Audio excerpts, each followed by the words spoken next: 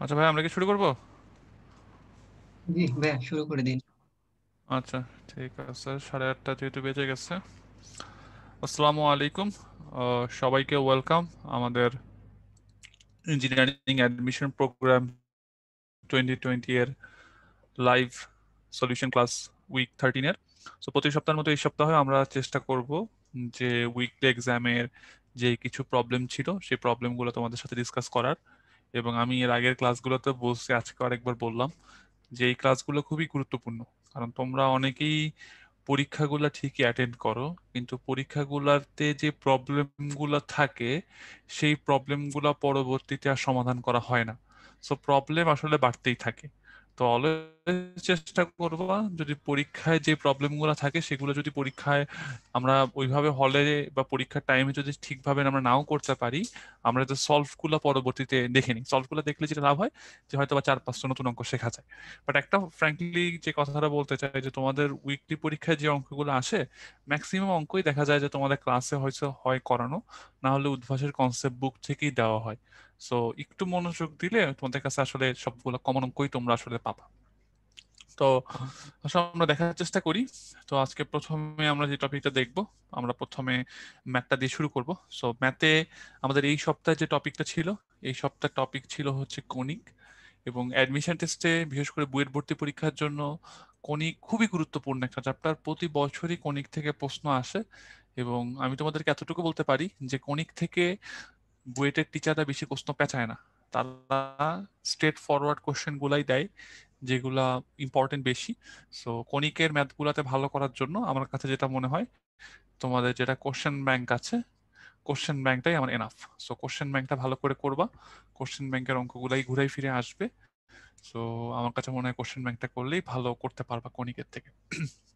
তো এবার আসলে আমরা দেখার চেষ্টা করি কিছু প্রশ্ন। প্রথমেই বলি, যেমন এখানে এক্স এর একটা ভ্যালু দেওয়া আছে, ওয়াই এর একটা ভ্যালু দেওয়া আছে। বলছে এটা কিসের সমীকরণ নির্দেশ করে, এটা কিসের সমীকরণ নির্দেশ করে এবং এর কেন্দ্রের স্থানাঙ্ক এবং উৎকেন্দ্রিকতা বের করতে বলা হয়েছে। তো আমাদের এই টাইপের ম্যাথ গুলাতে প্রথমে যে কাজটা আমরা করব, আমাদের এটা দেওয়া আছে। তাহলে x is equal to 3 sec theta plus 1। এখান থেকে তুমি সেক থিটার ভ্যালুটা কত বের করতে পারবা? তুমি বলতে পারো ভাইয়া সেক থিটার ভ্যালুটা আমরা পাবো হচ্ছে এক্স মাইনাস 1/3। এটা হচ্ছে সেক থিটার ভ্যালু। এবং আমাদের যদি আমরা পরেরটা নিয়ে চিন্তা করি, পরেরটা বলা আছে কি, y is equal two 2 tan θ - 2। এখান থেকে ট্যান থিটার ভ্যালুটা কত আসবে? ট্যান থিটার ভ্যালুটা আসবে হচ্ছে y+2/2। এখন তুমি যদি বলো এইটাকে ভাইয়া 1 নাম্বার আর এটাকে যদি বলো 2 নাম্বার, তাহলে আমি যদি 1 এর স্কোয়ার মাইনাস 2 এর স্কোয়ার করি, তাহলে আমি লেফট সাইডে কত পেয়ে যাবো? লেফট সাইডে পেয়ে যাব হচ্ছে sec square theta minus tan square theta equal to x-1 whole square by 9 আর y+2 whole square by 4। So তুমি এখান থেকে পরের লাইনটা লিখতে পারো x-1 হোল স্কোয়ার বাই 9 আর y+2 whole square by 4 equals to 1। আমার কাছে মনে হয় খুব স্ট্রেট ফরওয়ার্ড ম্যাথ। এতটুকু লেখার পর তোমরা আমাকে বলবে এটা কিসের সমীকরণ ভাইয়া। তোমরা বলতে পারো যে ভাই এই জিনিসটা হচ্ছে আমাদের অধিবৃত্ত। এটা হচ্ছে আমাদের অধিবৃত্তের সমীকরণ নির্দেশ করে। এবং অধিবৃত্তের এই অঙ্কগুলো করার জন্য আমরা যে কাজটা করতাম তোমাদের নিশ্চয়ই মনে আছে, যে x-1 কে তুমি ক্যাপিটাল এক্স ধরে নিতা, আর y+2 কে তুমি ক্যাপিটাল ওয়াই ধরে নিতা। দেন তুমি বলতা হচ্ছে x² by 3² minus y² by 2² equals to 1। এখন এর কেন্দ্রটা কত? এর কেন্দ্র আমরা ইজিলি বলতে পারি যে ভাইয়া এর কেন্দ্র হচ্ছে 0 0। বাট এটা মানে কি? এটা মানে হচ্ছে ক্যাপিটাল এক্স ক্যাপিটাল ওয়াই। তাহলে এখান থেকে এক্স এর মান দাঁড়াবে হচ্ছে 1 আর ওয়াই এর মান দাঁড়াবে -2। তাহলে কেন্দ্র হয়ে যাবে হচ্ছে 1, -2। আর আমরা এখান থেকে উপকেন্দ্র বের করতে বলে নাই, আর বের করতে বলছে উৎকেন্দ্রিকতা। উৎকেন্দ্রিকতা ই এর মান যেন ছিল √1 + b² বাই a²। তাহলে 1 + 4/9। আমার কাছে মনে হয় পরের পার্টটাও তোমরা ইজিলি এখান থেকে বের করে ফেলতে পারবা। অ্যারাউন্ড এরকম একটা মান আসবে, 13/3 টাইপের কিছু একটা, যদি তোমার ক্যালকুলেশন ঠিক থেকে থাকে। তো খুবই সিম্পল ম্যাথ, তোমরা পারবা, খুবই পপুলার একটা অঙ্ক, কয়েকবার অ্যাডমিশন টেস্টে আসছে, সো বেশি ঝামেলা তোমাদের হবে না। ওকে, আচ্ছা, এবার চলে যাই পরের ম্যাথটাই। পরের ম্যাথটার মধ্যে বলছে y = ax² + bx + c, এই পরাবৃত্তের শীর্ষ দেওয়া আছে এবং এইটা 0,1 বিন্দু দিয়ে অতিক্রম করলে ABC এর মান বের করতে বলছে। সো তোমরা এখানে একটু খেয়াল করতে পারো, এই যে সমীকরণটা দেওয়া আছে, এই সমীকরণটায় y কি? তুমি বলতে পারো ভাইয়া y এর ঘাত হচ্ছে 1, তাহলে এটা কার মতো হবে? তুমি বলতে পারবে y এর ঘাত যেহেতু 1, তাহলে এইটা আসলে এইরকম কিছু একটা না, x² - 4ay এর অনুরূপ, কারণ y এর ঘাত 1, x এর উপর স্কোয়ার আছে। আর তোমরা তো জানো যে শীর্ষবিন্দুটাকে কি করতে হয়, শীর্ষবিন্দুটাকে বিয়োগ করতে হয়। তাহলে x থেকে -2 বিয়োগ করলে কত আসবে? x + 2 whole square = 4a y - 3। শীর্ষটাকে আমরা বিয়োগ করলাম, কত বিন্দু দিয়ে যাচ্ছে? 0,5। 0,5 দ্বারা সিদ্ধ করব,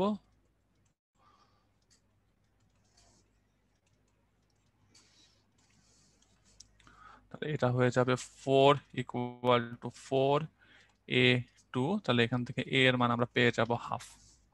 এখন এই মানটা তুমি যদি বসায় দাও, বসাইলে কত আসে? যদি একটু তোমাদেরকে বুঝাই জিনিসটা, x + 2 whole square = 4 × half y - 3। তাহলে এটা তো কাটাকাটি করে 2 চলে আসবে, x² + 4x + 4 = 2y - 6। এক পাশে নিয়ে যাও, তাহলে 2y = x² + 4x + 10, then y = half x²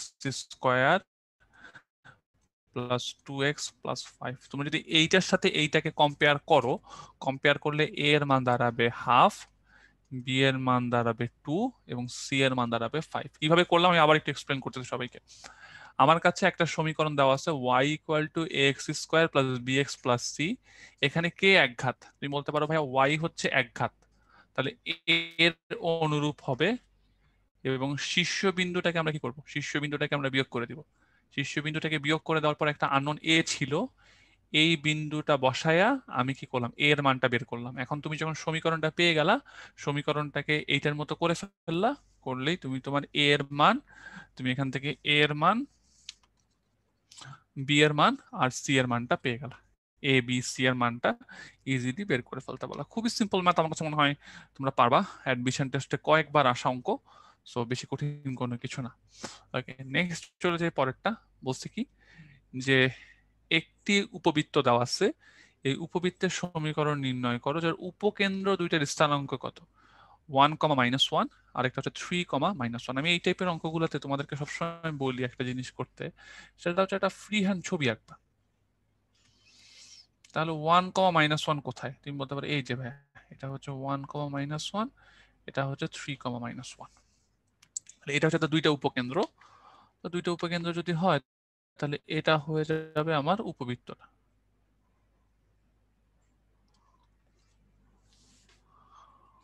উপবৃত্তটা, এবং তুমি বলতে পারো যে ভাইয়া এটা যদি হয় 1, -1, এটা যদি হয় 3, -1, তাহলে এই পয়েন্টটা কি?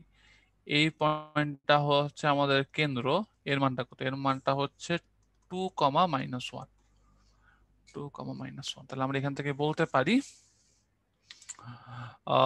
x - 2 whole square by a square plus y + 1 whole square by b square = 1। এটা হচ্ছে আমার সমীকরণ হবে। এখন আমাকে বলছে কি, এখানে আমাকে বলছে যে a আর b এর মানটা বের করতে হবে। a আর b এর মানটা কিভাবে বের করতে পারি? একটা ইজি হিন্ট তোমাদেরকে দিতে পারি। এটা তো দুইটা উপকেন্দ্র, এই দুই উপকেন্দ্রের মধ্যকার দূরত্ব কত? তুমি বলতে পারো ভাই আমরা শিখছিলাম যে দুইটা উপকেন্দ্রের মধ্যকার দূরত্ব ছিল হচ্ছে 2ae, আর এখানে 2ae এর মান কত? 1, -1, আর একটা হচ্ছে ভাইরা 3, -1। তাহলে আমরা বলতে পারি যে 2ae এর মান হচ্ছে 2, তাহলে এ ই এর মান হচ্ছে 1। আমি আবার রিপিট করতেছি, সবাই এটা মনোযোগ দাও। তোমার যে দুইটা উপকেন্দ্র আছে, দুইটা উপকেন্দ্রের মধ্যকার দূরত্ব হচ্ছে 2, যেহেতু দুইটা বিন্দু দেওয়া আছে। একটা হচ্ছে 1,-1, একটা 3,-1, এদের মধ্যকার দূরত্ব হবে 2। তাহলে 2AE এর মান 2। আর বলছে কি, যে কোনো উপকেন্দ্র থেকে বৃহৎ অক্ষের প্রান্ত বিন্দুদ্বয়, তাহলে এই উপকেন্দ্র থেকে এই প্রান্ত আর এই উপকেন্দ্র থেকে এই প্রান্তের দূরত্বের গুণফল কত? দূরত্বের গুণফল হচ্ছে আমার 24। তাহলে এর থেকে এর দূরত্বটা আমার এরকম আসবে, a মাইনাস AE, আর এটা আসবে হচ্ছে a প্লাস AE। এইটা ইকুয়ালস টু হচ্ছে 24। তুমি বলতে পারো ভাই এটা কেন এরকম আসলো, আমি তোমাদেরকে ইজিলি বুঝাই। এতটুকের মান কত? এতটুকের মান ছিল AE, আর এই পুরাটার মান কত? পুরাটার মান A। তাহলে এইটা হচ্ছে a প্লাস AE, আর এই টুকের মান কত? এতটুকের মানও A। তাহলে এই দূরত্বটা কত?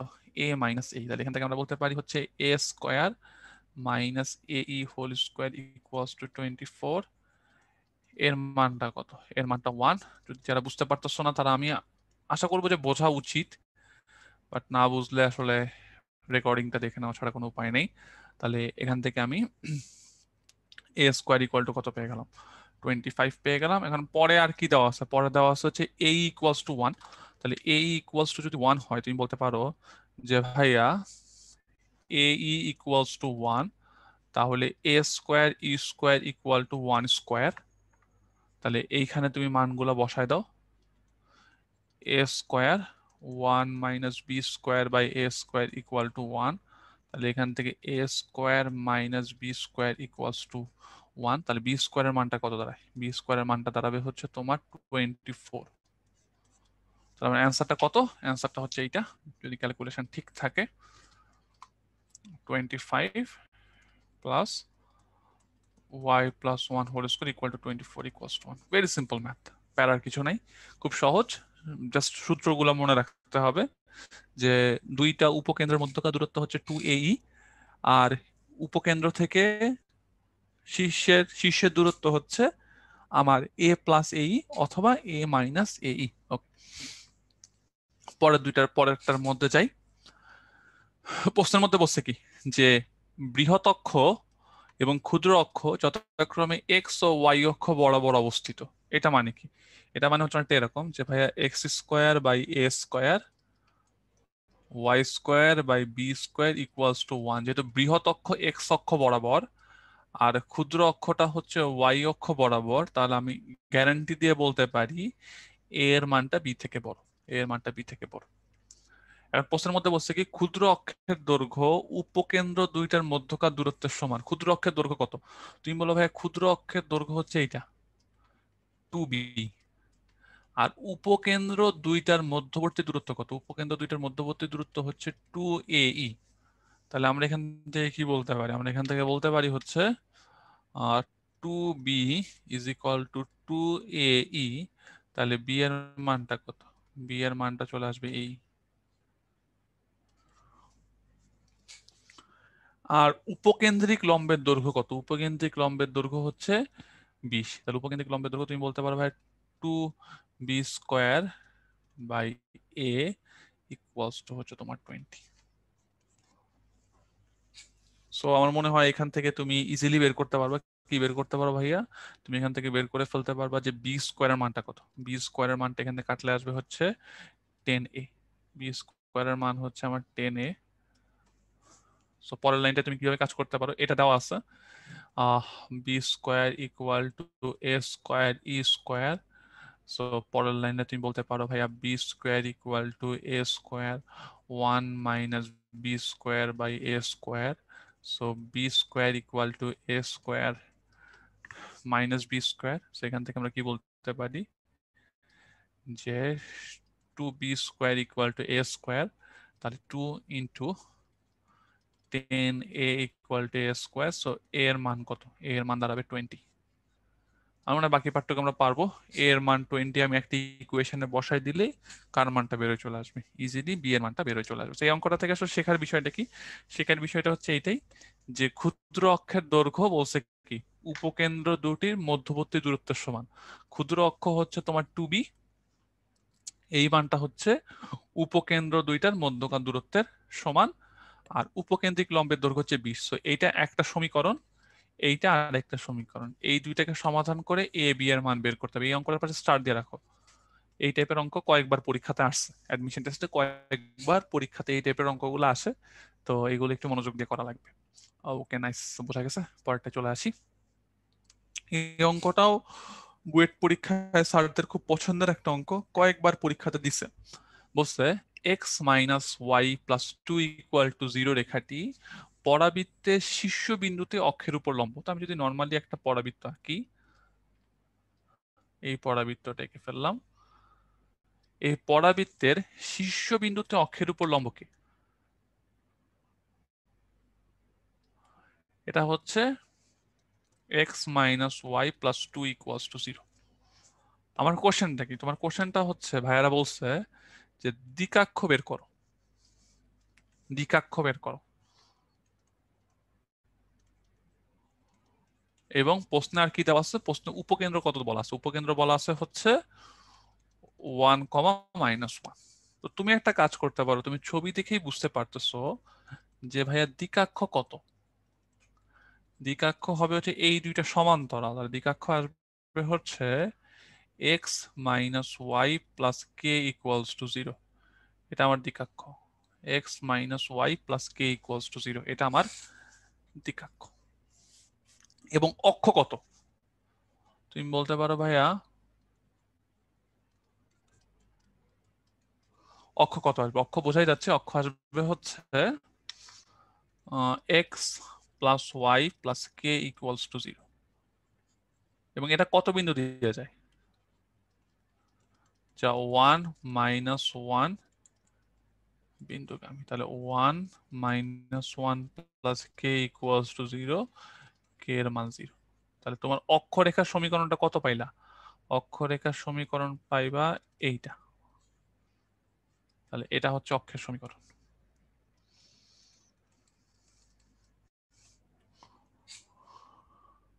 অক্ষের সমীকরণ তুমি এটা পেয়ে গেলা। এখন তোমার টার্গেট কি? এই দুইটাকে তুমি যদি সমাধান করো, সমাধান করলে এই পয়েন্টটা পেয়ে যাবা।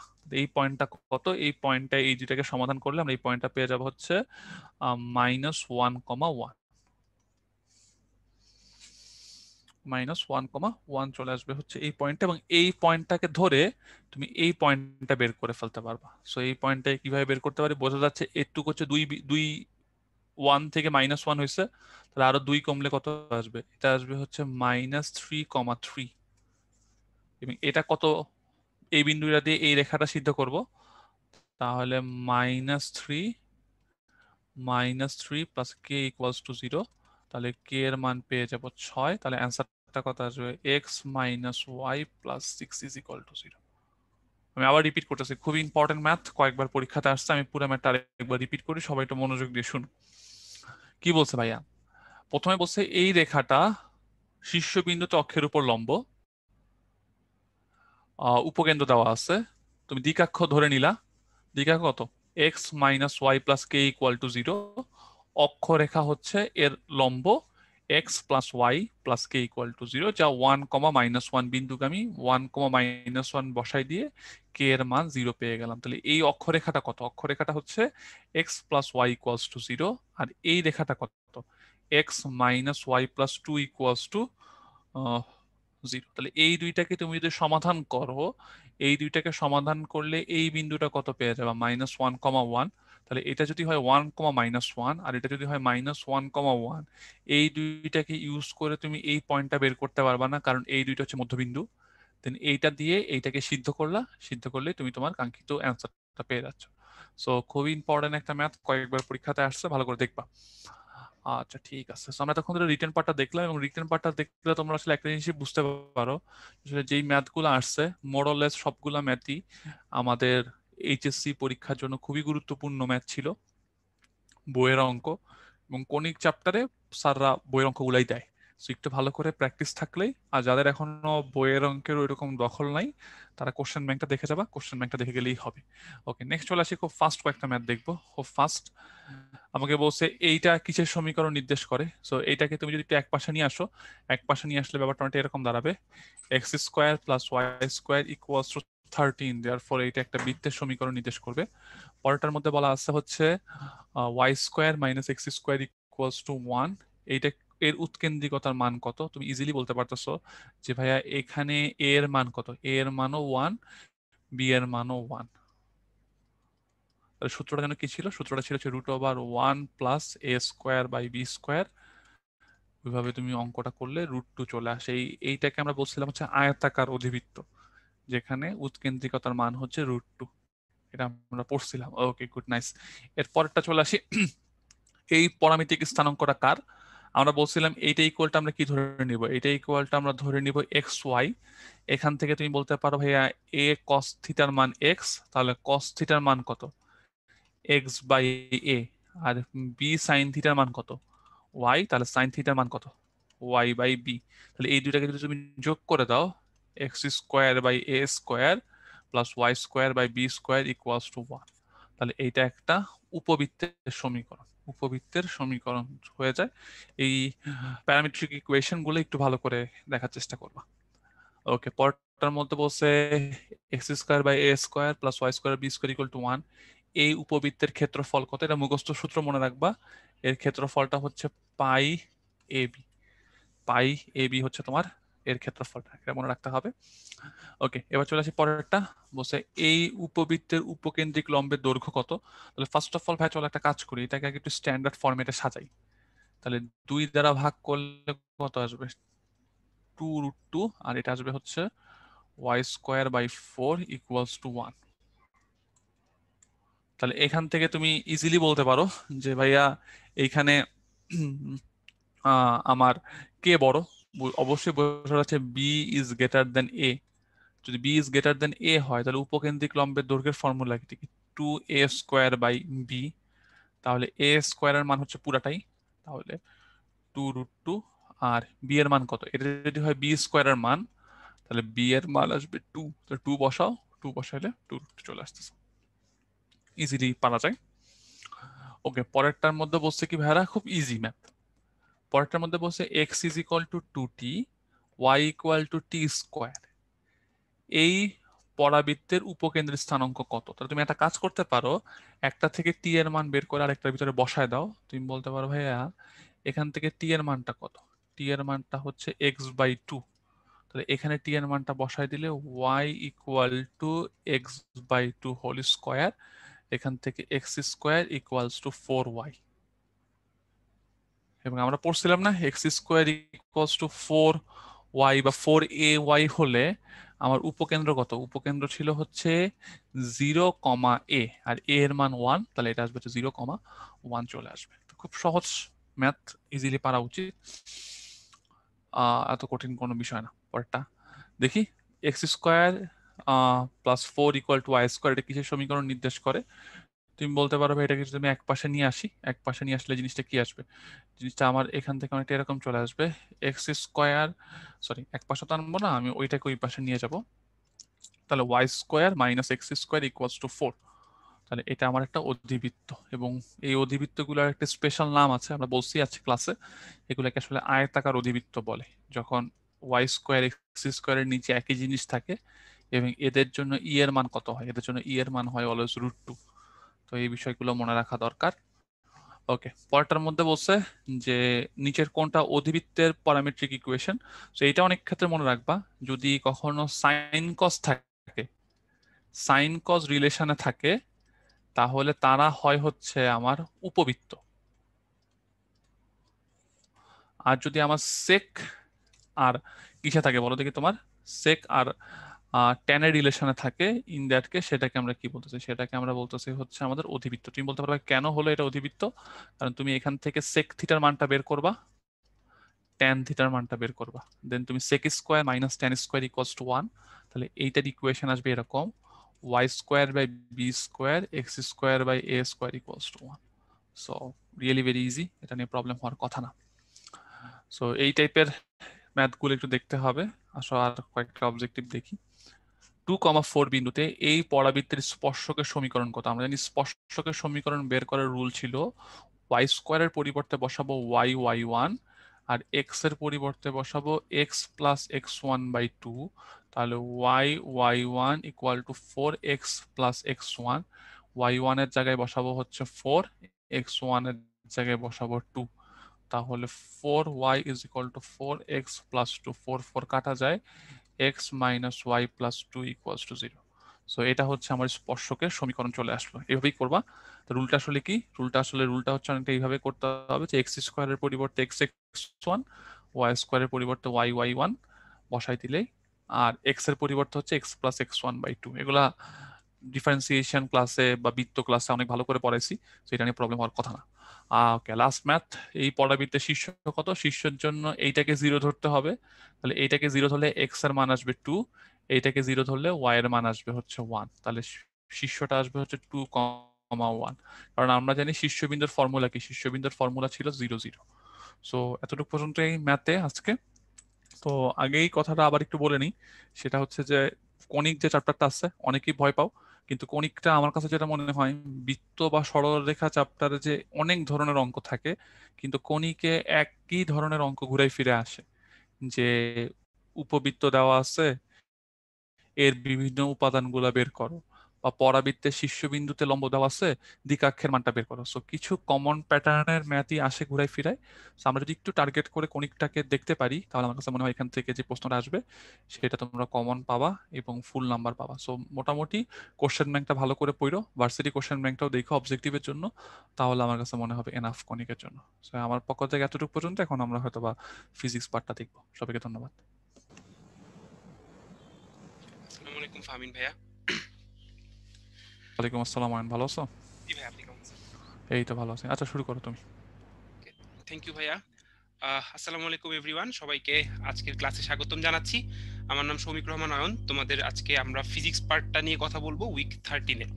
তো তোমরা যে পরীক্ষাটা দিছো, উইকলি পরীক্ষাটা দিছো, এখানে ফিজিক্স পার্টের মধ্যে অধ্যায় 1, প্রথম পত্রের যে অধ্যায় 1 সেটা ছিল, এবং সেই সাথে এই চ্যাপ্টার দুইটা নিয়ে আজকে যেগুলো গুরুত্বপূর্ণ প্রশ্ন আসছে পরীক্ষার মধ্যে, উইকলি পরীক্ষার মধ্যে, সেগুলোর সলভ নিয়ে আমরা আলোচনা করব। তো প্রথমে আমরা অ্যাজ ইউজুয়াল রিটেন অংশটা নিয়ে কথা বলি। প্রথমেই আমরা যেটা দেখতে পাচ্ছি যে প্রবলেমটা, সেটা হলো আমাদের আপেক্ষিক ত্রুটি সংক্রান্ত একটা প্রবলেম। তো আপেক্ষিক ত্রুটি সংক্রান্ত প্রবলেম নিশ্চয়ই তোমাদের ক্লাসে করানো হয়েছে। তো দেখো কি বলা হচ্ছে, যে স্লাইড ক্যালিপার্সের সাহায্যে কোনো একটা ঘনকের বাহু পরিমাপে 2% ভুল হলে আয়তন পরিমাপে কত শতাংশ ভুল হবে। তো এই প্রবলেমটা খুবই সিম্পল একটা প্রবলেম, এবং তোমাদেরকে শেখানো হয়েছে নিশ্চয়ই যে আমরা যখন কোনো কিছুর ত্রুটি পরিমাপ করতে চাই, আপেক্ষিক ত্রুটি পরিমাপ করতে চাই, ধরা যাক আমি জেড নামে একটা ফাংশন, সেটা x to the power n আর y to the power m, ঠিক আছে, এরকম একটা ফাংশন। তাহলে আমরা তোমাদেরকে ক্লাসে বলছি যে এই জেড এর মধ্যে যে শতকরা ত্রুটিটা থাকে, ডেল্টা জেড বাই জেড, এটা হয় এক্স এর মধ্যেকার শতকরা ত্রুটি এবং ওয়াই এর মধ্যে শতকরা ত্রুটি। আচ্ছা, আর এক্স এর পাওয়ার কি এন, এই এনটা সামনে গুণ হবে, আর ওয়াই এর পাওয়ার এম, এই এমটাও সামনে গুণ হবে। তবে মাথায় রাখবো, এখানে আমরা এন এবং এম এর শুধুমাত্র পরম মানটা ইউজ করব। এটা নিশ্চয়ই তোমরা ক্লাসে পড়ছো। তাহলে এখানে আমরা কি পরিমাপ করতে চাচ্ছি? এখানে আমরা পরিমাপ করতে চাচ্ছি আয়তন। তাহলে আয়তন মানে কি? একটা ঘনকের আয়তন আমরা কি জানি? আমরা জানি একটা ঘনকের আয়তন ভি, এটা হলো এ কিউব। এ হলো এর প্রত্যেকটা বাহুর দৈর্ঘ্য। আচ্ছা, তাহলে আয়তন পরিমাপে শতকরা ত্রুটি সেটা কি হবে? ডেল্টা ভি বাই ভি, এটা আয়তন পরিমাপে ত্রুটি। আর এ এ হলো বাহু, তাহলে এটা হবে, ডান পাশে পাবো বাহু পরিমাপে শতকরা ত্রুটি, এবং বাহুর উপরে পাওয়ারটা হলো 3, এর উপরে পাওয়ারটা হলো 3, তাহলে এই এ3 পাওয়ারটাকে আমরা সামনে লিখে ফেলবো। তাহলে এখন তোমাকে প্রশ্নে বলেই দিছে যে বাহু পরিমাপে 2% ভুল হইছে, তাহলে আমাদের বাহু পরিমাপে শতকরা ত্রুটি, এই যে এই অংশটা, বাহু পরিমাপে শতকরা ত্রুটি সেটা হলো 2%। তাহলে আমরা অ্যান্সার কি পাচ্ছি 3 × 2%, অর্থাৎ আমাদের আয়তন পরিমাপের শতকরা ত্রুটি হলো 6%। ব্যাস এতটুকুই, এটাই আমাদের অ্যান্সার।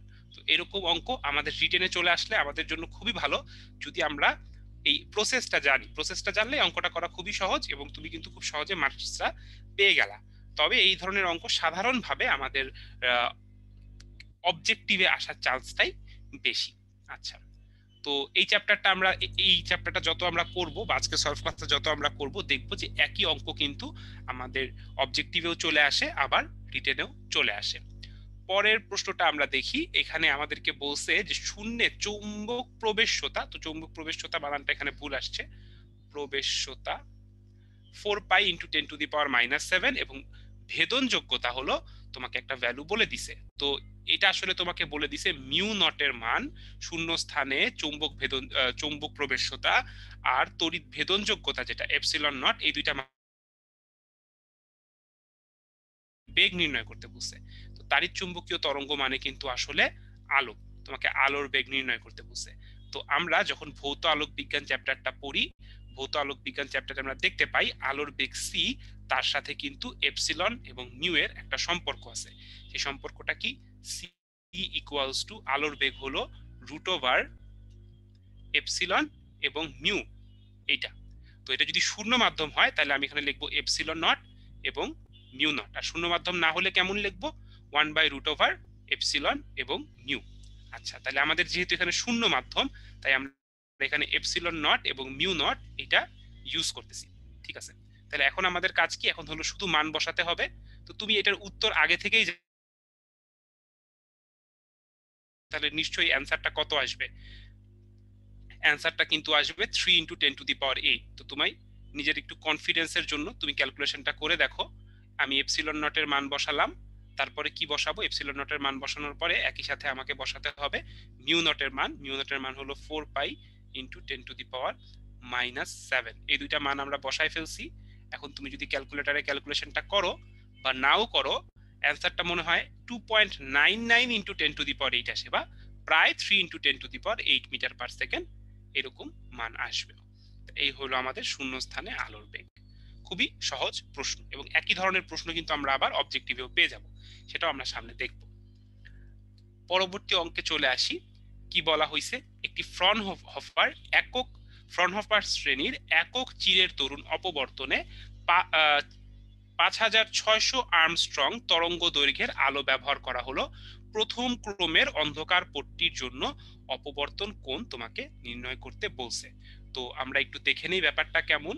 একক চিরের দরুন অপবর্তন, তার মানে আমার এখানে একটা শুধুমাত্র চির থাকবে আর এই পাশে থাকবে একটা পর্দা। এই হলো ঘটনা।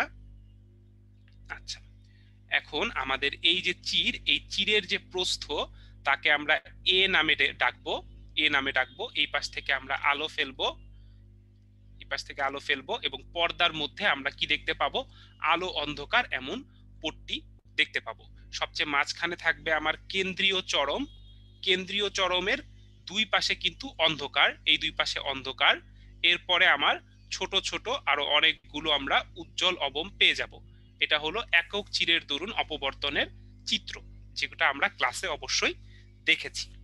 ঠিক আছে, এখন আমরা যদি একটু চিন্তা করি যে আমাদের প্রথম অন্ধকার পট্টি, আমাদেরকে বলছে প্রথম ক্রমের অন্ধকার পট্টি, এই যে প্রথম ক্রমের অন্ধকার পট্টি। তাহলে আমাদের প্রথম অন্ধকার পট্টিটা কোথায়? আমরা যদি একটু খেয়াল করে দেখি, প্রথম অন্ধকার পট্টিটা কিন্তু এই যে, এটা হলো প্রথম অন্ধকার পট্টি। আর যখন আমাদের অন্ধকার একক চিরের দরুন আমাদের অন্ধকার হওয়ার শর্তটা কি, বা অবম হওয়ার শর্ত কি? তাহলে আমরা যদি দেখি, আমরা যদি একটু মনে করি যে একক চিরের দরুন অপবর্তনে কিন্তু অবমের শর্তটা উল্টা, মানে আমরা ব্যতিচারে যে শর্তটা দেখে থাকি, অবমের যে শর্ত দেখে থাকি, একক চিরের দরুনের কিন্তু শর্তটা উল্টা হয়ে যায়। এখানে অবমের শর্ত হলো a sin theta equals to n lambda, λ/2 এর জোর গুণিতক আর কি, n ল্যামডা। ঠিক আছে, তো একটু খেয়াল রাখবা যে একক চিরের দরুন যে অপবর্তনের শর্ত, এখানে কিন্তু উজ্জ্বল এবং অর্ধকারের শর্তটা আমাদের ব্যতিচার এবং গ্রেটিং অপবর্তনের শর্তের ঠিক উল্টা। গ্রেটিং অপবর্তন বা একক আমাদের ব্যতিচারে অন্ধকার বা অবম পাওয়া যায় যখন λ/2 এর বিজোড় গুণিতক হয়, কিন্তু এখানে আমরা দেখতে পাচ্ছি λ/2 এর জোড় গুণিতক বা n ল্যামডার ক্ষেত্রে অবম পাচ্ছি। এটা আমাদেরকে একটু মনে রাখতে হবে। আচ্ছা, তাহলে যেহেতু আমাদের প্রথম অবম, তাই প্রথম ক্রমের অবমের জন্য n এর মানটা কত হবে? n এর মানটা হবে 1, n এর মানটা হবে 1। আর চিরের বিস্তার a এর মান আমাকে প্রশ্নেও বলে দিছে 0.22 মিলিমিটার। তাহলে এখন আমাদের কাজ শুধু মান বসানো। আমরা থিটার মান বের করতে পারি। থিটা বের করতে বলছে, এটা হবে sine inverse n lambda divided by a। তাহলে এখন আমরা মান বসাই। সাইন ইনভার্স n এর মান 1 বসাবো, ল্যামডার মান বসাবো 5600 আর্মস্ট্রং। আর্মস্ট্রং মানে আমরা জানি 10⁻⁻10 মিটার। আর a 22 মিলিমিটার, মিলিমিটার মানে 10⁻³ বাকিটা তুমি ক্যালকুলেটরে করবা। ক্যালকুলেটরে করলে মনে হয় অ্যান্সারটা আসবে 0.154 ডিগ্রি বা 145 ডিগ্রি। আমার এখানে বুঝতে পারছি না, যাই হোক এরকম একটা মান চলে আসবে, অসুবিধা নেই। এটা তুমি ক্যালকুলেটরে করতে পারো। পরেরটায় চলে যাই। আচ্ছা, 4 নাম্বারটা আমরা দেখি। 4 নাম্বারে কি বলা হয়েছে? বলা হয়েছে একটা ইয়াং এর দ্বিচির পরীক্ষা। তো এখানে বলা হয়েছে যে দুটি চিরের মধ্যবর্তী দূরত্ব হলো 3.4 মিলিমিটার। তাহলে আমরা তীরের মধ্যবর্তী দূরত্ব সেটাকে আমরা এ নামে ডেকে থাকি। এ হলো 3/4 মিলিমিটার। চিরের সমান্তরালে 1 মিটার দূরত্বে স্থাপিত পর্দায়, তার মানে আমরা বুঝতে পারছি পর্দার দূরত্ব, পর্দার দূরত্বকে আমরা কি নামে ডাকি? ডি। ডি হলো 1 মিটার। ডোরা সৃষ্টি করা হলো।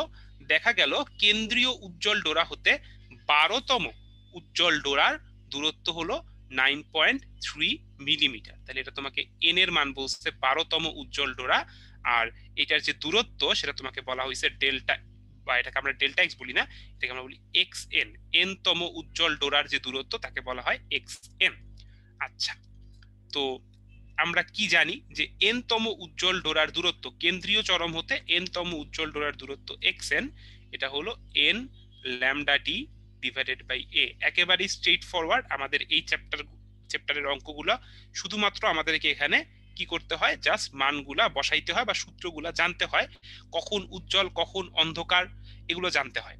তাহলে আমরা এখানেও শুধুমাত্র মানগুলা বসাবো। এন এর মান এখানে 12, ল্যামডার মান আমাদেরকে কি বলছে? ল্যামডার মান, ও আচ্ছা ল্যামডাই তো বের করতে বলছে, সরি। তাহলে আমরা ল্যামডা যদি বের করতে চাই তাহলে দেখি ল্যামডা ইকুয়ালস টু কি হবে? X n into a divided by n d. তাহলে এখন মানগুলা বসাবো। এক্স এন সেটা হলো 9.3 মিলিমিটার, তাহলে 10⁻³ এ। এ মানে কি? এ মানে হলো চিরের মধ্যবর্তী দূরত্ব, এটা বলা হয়েছে 3/4 মিলিমিটার। আবার 10⁻³ বসবে। আর আমরা কি করব? নিচে লিখবো এন এর মান হলো 12 এবং ডি এর মান হলো 1 মিটার। তাহলে আমরা যদি ক্যালকুলেশনটা করি ঠিক মতো, তাহলে 12 ইন্টু 10⁻⁻7 মিটার। এই হলো আমাদের ব্যবহৃত আলোর তরঙ্গ দৈর্ঘ্য। খুবই সহজ, সিম্পল। যে সূত্রটা যদি মনে থাকে তাহলে কিন্তু অঙ্কটা করা যাচ্ছে। লাস্ট আরেকটা অঙ্ক আমরা দেখব। আমরা অপবর্তন দেখলাম, আমরা ব্যতিচার দেখলাম, এখন আমরা সমবর্তনের একটা অঙ্ক দেখব। বলা হয়েছে কি দেখো, দুইটা সমবর্তন পর্দা সমান্তরালে অবস্থিত। একটি পর্দার উপরে অসমবর্তিত আলো আপতিত হয়ে অন্য পর্দা দিয়ে সমবর্তিত আলো বের হচ্ছে। পর্দাদ্বয়ের কোনো একটিকে থিটা কোণে বাঁকালে নির্গত আলোক রশ্মির তীব্রতার মান আপতিত আলোক রশ্মির তীব্রতার 1/8 হয়। আচ্ছা, ঘটনাটা কি আমি তোমাদেরকে বলি।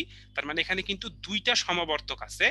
এই যে প্রথমে আমার একটা সমাবর্তক এখানে, তারপরে আরেকটা সমাবর্তক আছে, দুইটা সমাবর্তক আছে। আচ্ছা, তাহলে আলো কি করতেছে? আলো হলো আমাদের প্রথম সমাবর্তকে আপতিত হচ্ছে, প্রথম সমাবর্তকে আপতিত হচ্ছে, সেইটা থেকে যাচ্ছে দ্বিতীয়টায় এবং লাস্টলি সেখান থেকে বের হয়ে যাচ্ছে। আচ্ছা, তাহলে প্রথমে আমি যদি এখানে যে আলোটা ফেলতেছি, ধরে নাও এই আলোটার তীব্রতা হলো I0 এবং এটা হলো তল অসমবর্তিত আলো, তল অসমবর্তিত আলো। তাহলে I0 তীব্রতার অসমবর্তিত আলো আমার প্রথম তলে আপতিত হচ্ছে। আচ্ছা, তাহলে প্রথম তলে আপতিত হওয়ার পরে এইখানে আমরা কি পাবো? প্রথম তল থেকে বের হওয়ার পরে কিন্তু আমরা সমবর্তিত আলো পাবো। এখন এই যে অসমবর্তিতকে সে সমবর্তিত করলো, এর মানে কি? এর মানে কিন্তু তাকে আলোর কিছু তীব্রতা বাদ দিয়ে দিতে হয়েছে, যেগুলো তার অক্ষের সাথে লম্ব বরাবর যে উপাংশগুলো ছিল তাদেরকে বাদ দিয়ে দিতে হয়েছে। তাহলে প্রথমবার আমার সমবর্তককে ক্রস করার পরে আমার যে তীব্রতাটা হবে এটাকে আমরা বলবো I1, এটা হবে I0 ডিভাইডেড বাই 2। এটা তোমাদেরকে আমরা নিশ্চয়ই ক্লাসে বলছি যে অসমবর্তিত আলো প্রথমবার সমবর্তক দিয়ে যাওয়ার পরে তার তীব্রতা অর্ধেক হয়ে যাবে এবং সে সমবর্তিত আলো হয়ে যাবে। আচ্ছা, এরপরে যখন আমরা একে দ্বিতীয় সমবর্তকের মধ্যে দিয়ে পাঠাবো এবং এই দ্বিতীয় সমবর্তকে কি বলা হয়েছে, যখন থিটা কোণে বাঁকানো হয়েছে, থিটা কোণে বাঁকানো হয়েছে। থিটা কোণে যদি বাঁকানো হয় তাহলে এবার আমরা জানি মেলাসের সূত্র থেকে, এইবার আমরা যে তীব্রতাটা পাবো, ডান পাশে যে তীব্রতাটা পাবো I2, এটা হবে I1 cos স্কয়ার থিটা। এটা হলো মেলাসের সূত্র। তাহলে এখন আমরা কি বলতে পারি, দেখো আমরা মেলাসের সূত্রটাকে আগে লিখি যে I2 হলো I1 cos স্কয়ার থিটা। আচ্ছা, এখন তোমাকে বলছে যে থিটা কোণে ঘোরালে তোমার আপতিত আলোক রশ্মির তীব্রতার 1/8 হবে। তার মানে এই যে I2, সেটা কিন্তু আমার শুরুতে যে আলোটা ছিল আপতিত আলো I0, তার 8/1 ভাগ। আর I1 মানে আমরা একটু আগেই দেখছি যে এটা হলো I0 এর অর্ধেক, cos স্কয়ার থিটা। তাহলে এখন আমার কাজ কি? এখন আমার কাজ হলো দুই পাশ থেকে I0 কেটে দিব, আর আমরা কি করব, এখান থেকে cos স্কয়ার থিটার একটা মান বের করে ফেলবো। মানে আমরা এখান থেকে কিন্তু লিখতে পারি, চাইলে পক্ষান্তর করে লিখতে পারি যে cos স্কয়ার থিটা এটা হলো 2/8। তাহলে আমরা বুঝতে পারতেছি এখান থেকে cos থিটা হলো হাফ, মানে থিটা হলো 60 ডিগ্রি। তার মানে আমরা বুঝতে পারলাম যে এখানে যে কোণে বাঁকানো হয়েছে বা থিটার মানটা হলো 60 ডিগ্রি। তাহলে আমরা কতটুকু নিয়ে কথা বললাম? এই যে এতটুকু অংশ নিয়ে কথা বললাম।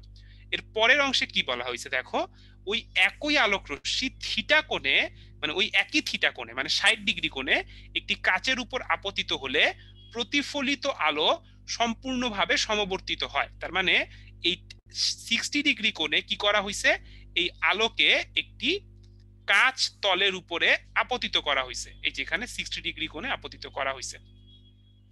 তাহলে কি বলা হয়েছে, এখান থেকে যে আলোটা নির্গত হয় এ সম্পূর্ণভাবে সমবর্তিত হয়ে নির্গত হয়। তবে তুমি বুঝতে পারছো এখানে কিন্তু ব্রুস্টারের সূত্র চলে আসছে যে আমরা জানি যখন একটা কাচ তলে আলো ফেলা হয় তখন তার কিছু অংশ প্রতিফলিত হয় আর কিছু অংশ প্রতিসরিত হয়। আর প্রতিফলিত রশ্মি যখন সম্পূর্ণভাবে তল সমবর্তিত হয় তখন সেটা কি করে, আমাদের সেই ব্রুস্টারের সূত্র মেনে চলে। এবং ব্রুস্টারের সূত্র কি বলে? ব্রুস্টারের সূত্র বলে যে mu equals to tan theta. তার মানে এই যে আমাদের এখন আমরা অ্যাপ্লাই করতেছি ব্রুস্টারের সূত্র।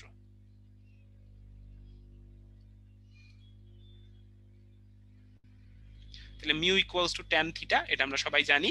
তাহলে এখন আমাদের এখানে থিটার মান কত? 60 ডিগ্রি। ব্যাস, তাহলে আমরা এখান থেকে পেয়ে গেলাম মিউ এর মান হলো √3। এটাই হলো আমাদের উত্তর, এটাই হলো আমাদের অঙ্ক শেষ। তো ব্যাপারটা খুবই সহজ, অঙ্কটা মোটেও কঠিন না। অনেক বড় একটা কোশ্চেন এখানে দেখা যাচ্ছে, তো দেখে অনেকে কনফিউজ হয়ে যেতে পারো। আর একটা যেটা যে আমাদের অনেক সময় এই জিনিসগুলোকে আমরা অ্যাভয়েড করি বা অবহেলা করে থাকি, যে আমরা মনে করি ব্রুস্টারের সূত্র মেলাসের সূত্র হয়তো ইম্পর্টেন্ট কিছু না, অনেক সময় কনসেপ্টগুলো ক্লিয়ার থাকে না, এই জন্য প্রবলেমগুলো হয়ে থাকে। সো এটা আমরা করব না, খুবই সহজ সূত্র, খুবই সহজ কনসেপ্ট, এগুলো আমরা একটু মাথায় রাখবো। দরকার হইলে আমরা ক্লাস রেকর্ডিংটা আরেকবার দেখে নিব যেখানে এটা ভাইয়ারা পড়াইছেন। ঠিক আছে, এখন আমরা চলে যাই আমাদের এমসিকিউ পার্টে। তো আমরা দেখবো এখানে প্রথমে আমাকে বলা হয়েছে তড়িৎ ক্ষেত্র -x অক্ষ বরাবর, চুম্বক ক্ষেত্র +y অক্ষ বরাবর, তাড়িৎ চুম্বকীয় বিকিরণের দিক কোন দিকে। তো আমরা কিন্তু এটা জানি আলো সে একটা তাড়িৎ চুম্বকীয় তরঙ্গ, এবং এই আলোক তরঙ্গের মধ্যে একটা তড়িৎ ক্ষেত্র থাকে আর একটা চুম্বক ক্ষেত্র থাকে। তাহলে তড়িৎ ক্ষেত্রটাকে আমি লাল রং দিয়ে দেখাইছি, চুম্বক ক্ষেত্রটাকে আমি ধরা যাক সবুজ রং দিয়ে দেখাচ্ছি।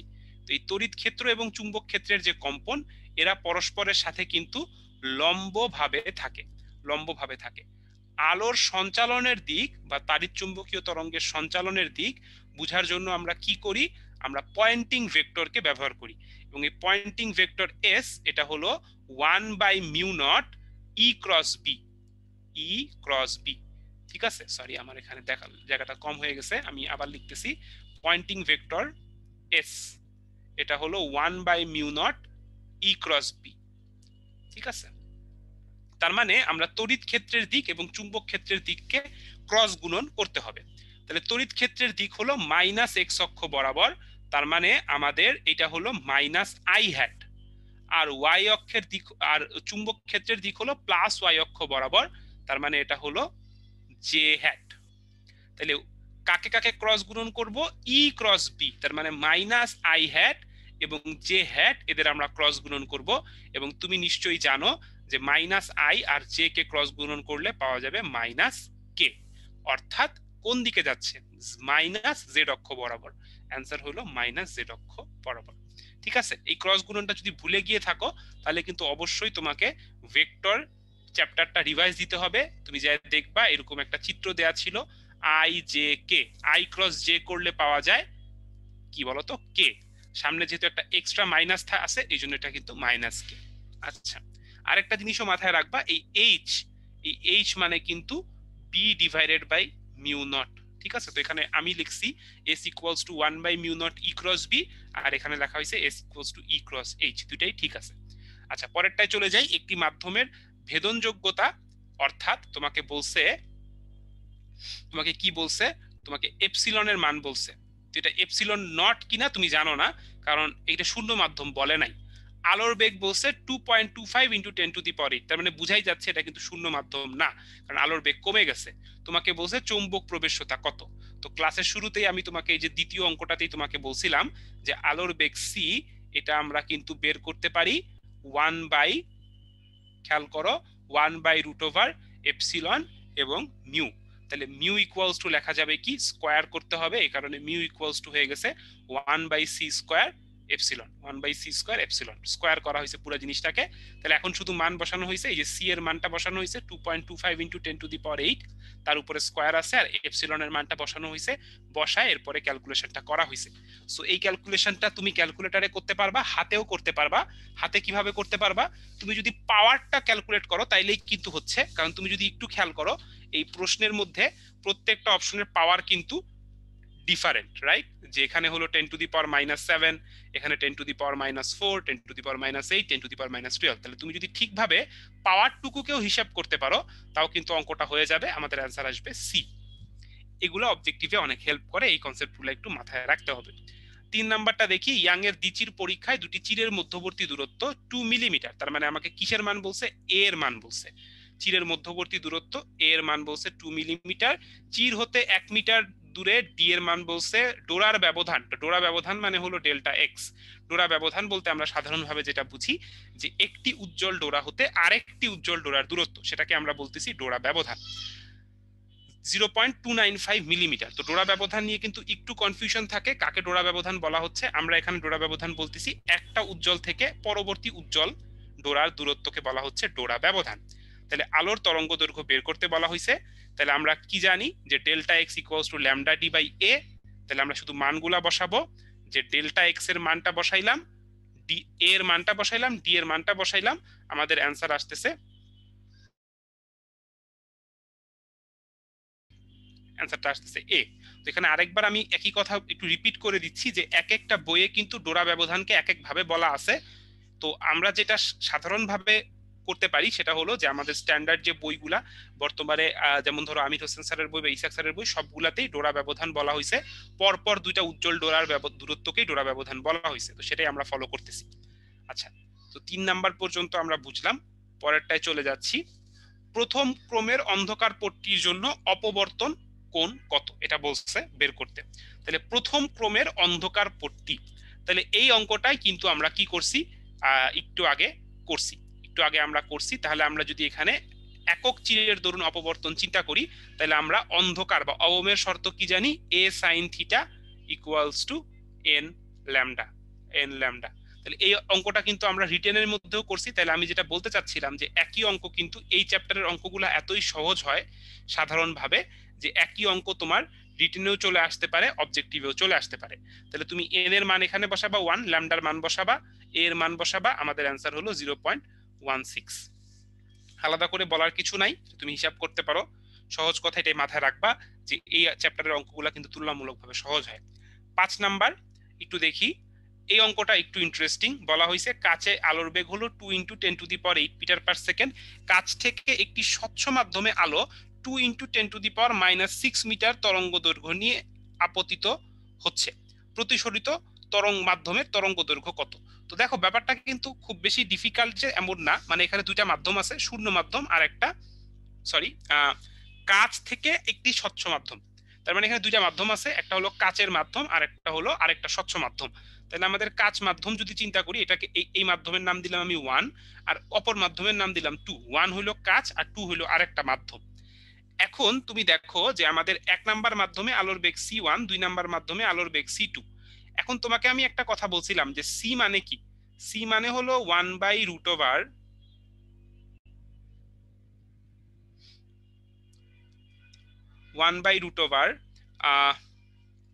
Mu not mu into epsilon. ঠিক আছে, মিউ ইন্টু এপসিলন। আমার লেখাটা খারাপ হয়ে গেছে, আমি একটু ঠিক করে লিখে দিচ্ছি। এটা আমরা বলছিলাম যে c 1/√(r) mu into epsilon. আচ্ছা, এখন আরেকটা জিনিস একটু তুমি খেয়াল করে দেখো যে এটাকে আমরা এইভাবেও লিখতে পারি। এই মিউ এটাকে আমরা লিখতে পারি কি? এটাকে আমরা লিখতে পারি mu R into mu not, R epsilon নটকে আমরা লিখতে পারি epsilon R into epsilon not, যেখানে এপসিলন আরটা কি? আমাদের আপেক্ষিক ভেদন যোগ্যতা। তাহলে এখন তুমি যদি চিন্তা করো যে আমরা এখন যদি বলি যে আমাদের এখানে দুইটা মাধ্যম আছে, তাহলে এই দুইটা মাধ্যমে আমরা যদি আলোর বেগের অনুপাতটা নেই, তাহলে c2/c1, তাহলে এখানে কি অবশিষ্ট থাকবে? এখানে প্রত্যেকটা জিনিস কাটাকাটি হয়ে যাবে। রুটের ভিতরে কি থাকবে দেখো, উপরে থাকবে আমাদের মিউ r2 দ্বিতীয় মাধ্যমের এবং এপসিলন r2, আর নিচে থাকবে হলো মিউ r1 এপসিলন r1। আচ্ছা, এখন তোমাকে আরেকটা জিনিস খেয়াল করতে হবে যে বলা হয়েছে এই মাধ্যমগুলা অচৌম্বক, মানে এদের মধ্যে কোনো চৌম্বক ধর্ম নাই। তার মানে আমরা এখানে এই আপেক্ষিক যে চৌম্বক ভেদনযোগ্যতা তাদেরকে কিন্তু সেম ধরে নিতে পারি। আপেক্ষিক চৌম্বক ভেদনযোগ্যতা সেম ধরে নিচ্ছি কারণ এই মাধ্যমগুলো অচৌম্বক। তাহলে আমার কি অবশিষ্ট থাকছে? উপরে থাকছে এপসিলন r2 আর নিচে অবশিষ্ট থাকছে এপসিলন r1। তাহলে আমরা যে কাজটা করলাম, এখান থেকে c2 এবং c1 এর একটা অনুপাত পেয়ে গেলাম। তাহলে এই জিনিসটাকে, যে অনুপাতটা পাইলাম, এখানে তুমি একটু খেয়াল করো, একবারে লেখা হয়েছে c2/c1, এটা হলো আমাদের এপসিলন, এটাকে আসলে বলা উচিত r1 এপসিলন r2। এই r1 এপসিলন r1 এবং এপসিলন r2 হলো এই দুইটা মাধ্যমের আপেক্ষিক ভেদনযোগ্যতা, রাইট? আচ্ছা, এখন আমরা যদি দেখি যে এই এপসিলন r1 মানে কাচের জন্য বলা হয়েছে আমাদের, কাচের জন্য মানটা বলা হয়েছে 2, আর আমি ভুল বললাম, স্বচ্ছ মাধ্যমের জন্য মনে হয় 2 আর কাচের জন্য হলো 2.5। আচ্ছা, তাহলে এখন আমরা যে কাজটা করতেছি, আমরা হলো এই মানগুলো এখন এখানে বসাই দিচ্ছি, রাইট? হ্যাঁ, মানগুলো আমরা এখানে বসাই দিচ্ছি। এই যে এপসিলন r2 মানে মাধ্যম যেটা, সেটার জন্য হলো স্বচ্ছ মাধ্যমের জন্য 2, আলোর জন্য 2.5। তাহলে এখান থেকে কিন্তু আমরা আলোর বেগের যে অনুপাত সেটা কিন্তু আমরা পেয়ে যাচ্ছি। আবার আরো একটা ব্যাপার আমরা জানি যে একটা মাধ্যম থেকে যখন আলো আরেকটা মাধ্যমে যায়, আরেক মাধ্যমে যায়, তখন কিন্তু তার কম্পাঙ্কের চেঞ্জ হয় না, চেঞ্জ হয় শুধুমাত্র তরঙ্গ দৈর্ঘ্যের। তার মানে আমরা কিন্তু চাইলে এটাও বলতে পারি যে c2/c1 এটা হলো λ2/λ1, যেহেতু এখানে c সমানুপাতিক ল্যামডা। তাহলে আমরা কিন্তু যে জিনিসটা পাইলাম সেটা হলো যে এখন আমরা যে জিনিসটা পাইলাম, আমি একবারে সামারি করে পুরোটা লিখে দিচ্ছি, তুমি হলো এরপর মান বসায় নিজের মতো করে ক্যালকুলেট করে লিখবা। আমি সামারিটা বলে দিচ্ছি এই বক্সের মধ্যে, যে c2/c1, এই ক্ষেত্রে c2/c1 equals to √(r) epsilon r1 divided by epsilon r2 equals to হলো λ2 ডিভাইডেড বাই λ1। ঠিক আছে, ব্যাস। এখান থেকে এখন আমরা কি করতে পারি? এখান থেকেই এখন আমরা এই ল্যামডার মানটা বের করে নিয়ে আসতে পারি, কারণ আমার এখানে বলা হয়েছে যে আমি ল্যামডা 1 এর মানটা জানি, তাহলে এখান থেকে আমি ল্যামডা 2 এর মানটা বসাবো, জাস্ট মানগুলো বসাই, ক্যালকুলেশনটা করব, ক্যালকুলেশন করলে আমাদের অ্যান্সার আসবে এ। 6 নাম্বার, ব্যতিচারের ক্ষেত্রে চির পর্দার মধ্যবর্তী ব্যবধান বাড়ালে ডোরার প্রস্থ কি হবে? তো এটা তো খুবই সহজ একটা প্রশ্ন, যে আমরা জানি যে ডোরার প্রস্থ এটা হলো ল্যামডা ডি বাই এ। তাহলে আমরা যদি আলোর তরঙ্গ দৈর্ঘ্য এবং চিরের মধ্যবর্তী দূরত্ব এ এরা যদি ধ্রুবক থাকে, তাহলে আমরা এখানে বলতে পারি এক্স সমানুপাতিক ডি। তার মানে আমরা বুঝতে পারছি যে মধ্যবর্তী দূরত্ব ডি বাড়ালে আমাদের ডোরার ব্যবধান এক্স এর মানটা বৃদ্ধি পাবে। তাহলে যেহেতু সমানুপাতিক, তাই আমাদের 6 নম্বরের অ্যান্সার হলো এ। ব্যাস। তো এই ছিল আমাদের ফিজিক্স পার্টটুকু। এরপরে আমাদের যে ভাইয়া আছেন বা পরবর্তী অংশ নিয়ে তোমাদের সাথে কথা বলবেন। তো এই চ্যাপ্টারটা খুবই সহজ, এই চ্যাপ্টার দুইটা খুবই সহজ দুইটা চ্যাপ্টার, এবং খুব বেশি কঠিনও কিছু না, খুব বেশি আহামরিও কিছু না। জাস্ট তুমি একটু যদি আইডিয়াগুলো তোমার ক্লিয়ার থাকে, তুমি খুব সহজেই এগুলো থেকে অ্যান্সার করতে পারো। কিন্তু ওই যেটা বললাম, অন্ধকার অবম কোনটার জন্য শর্ত কি, ব্যতিচারের জন্য শর্ত কি, একক চিরের জন্য শর্ত কি, রেটিং এর জন্য শর্ত কি, এগুলো একটু মাথায় রাখতে হবে।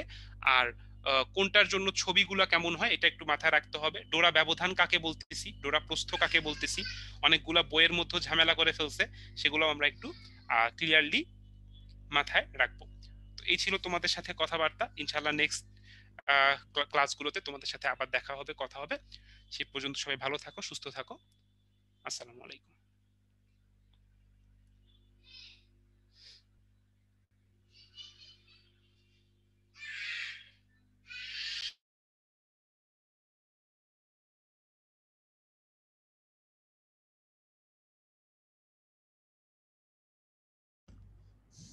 আসসালামু আলাইকুম সবাইকে, আশা করি সবাই ভালো আছো, সুস্থ আছো।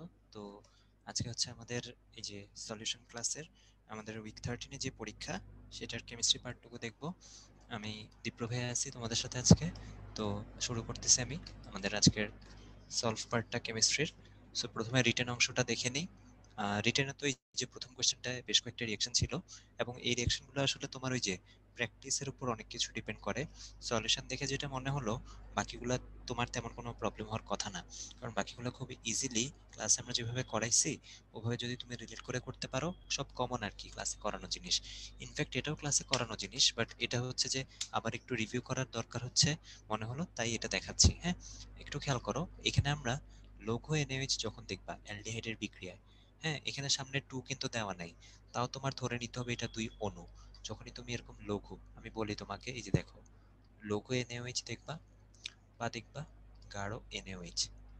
সো লঘু NaOH থাকলে অ্যালডল, আর গাঢ় NaOH থাকলে হচ্ছে ক্যানিজারো, রাইট? সো এটা তো আমাদের নর্মাল একটা ইয়ে গেল, হ্যাঁ আইডিয়া। এখন দেখো জিনিসটা কি হয়, জিনিসটা হচ্ছে যে এই যে 2 অণু অ্যালডিহাইড আছে না, CH3CHO, তুমি কি করবা, একটার আলফা হাইড্রোজেন আছে না, ওইটাকে বের করে লিখো।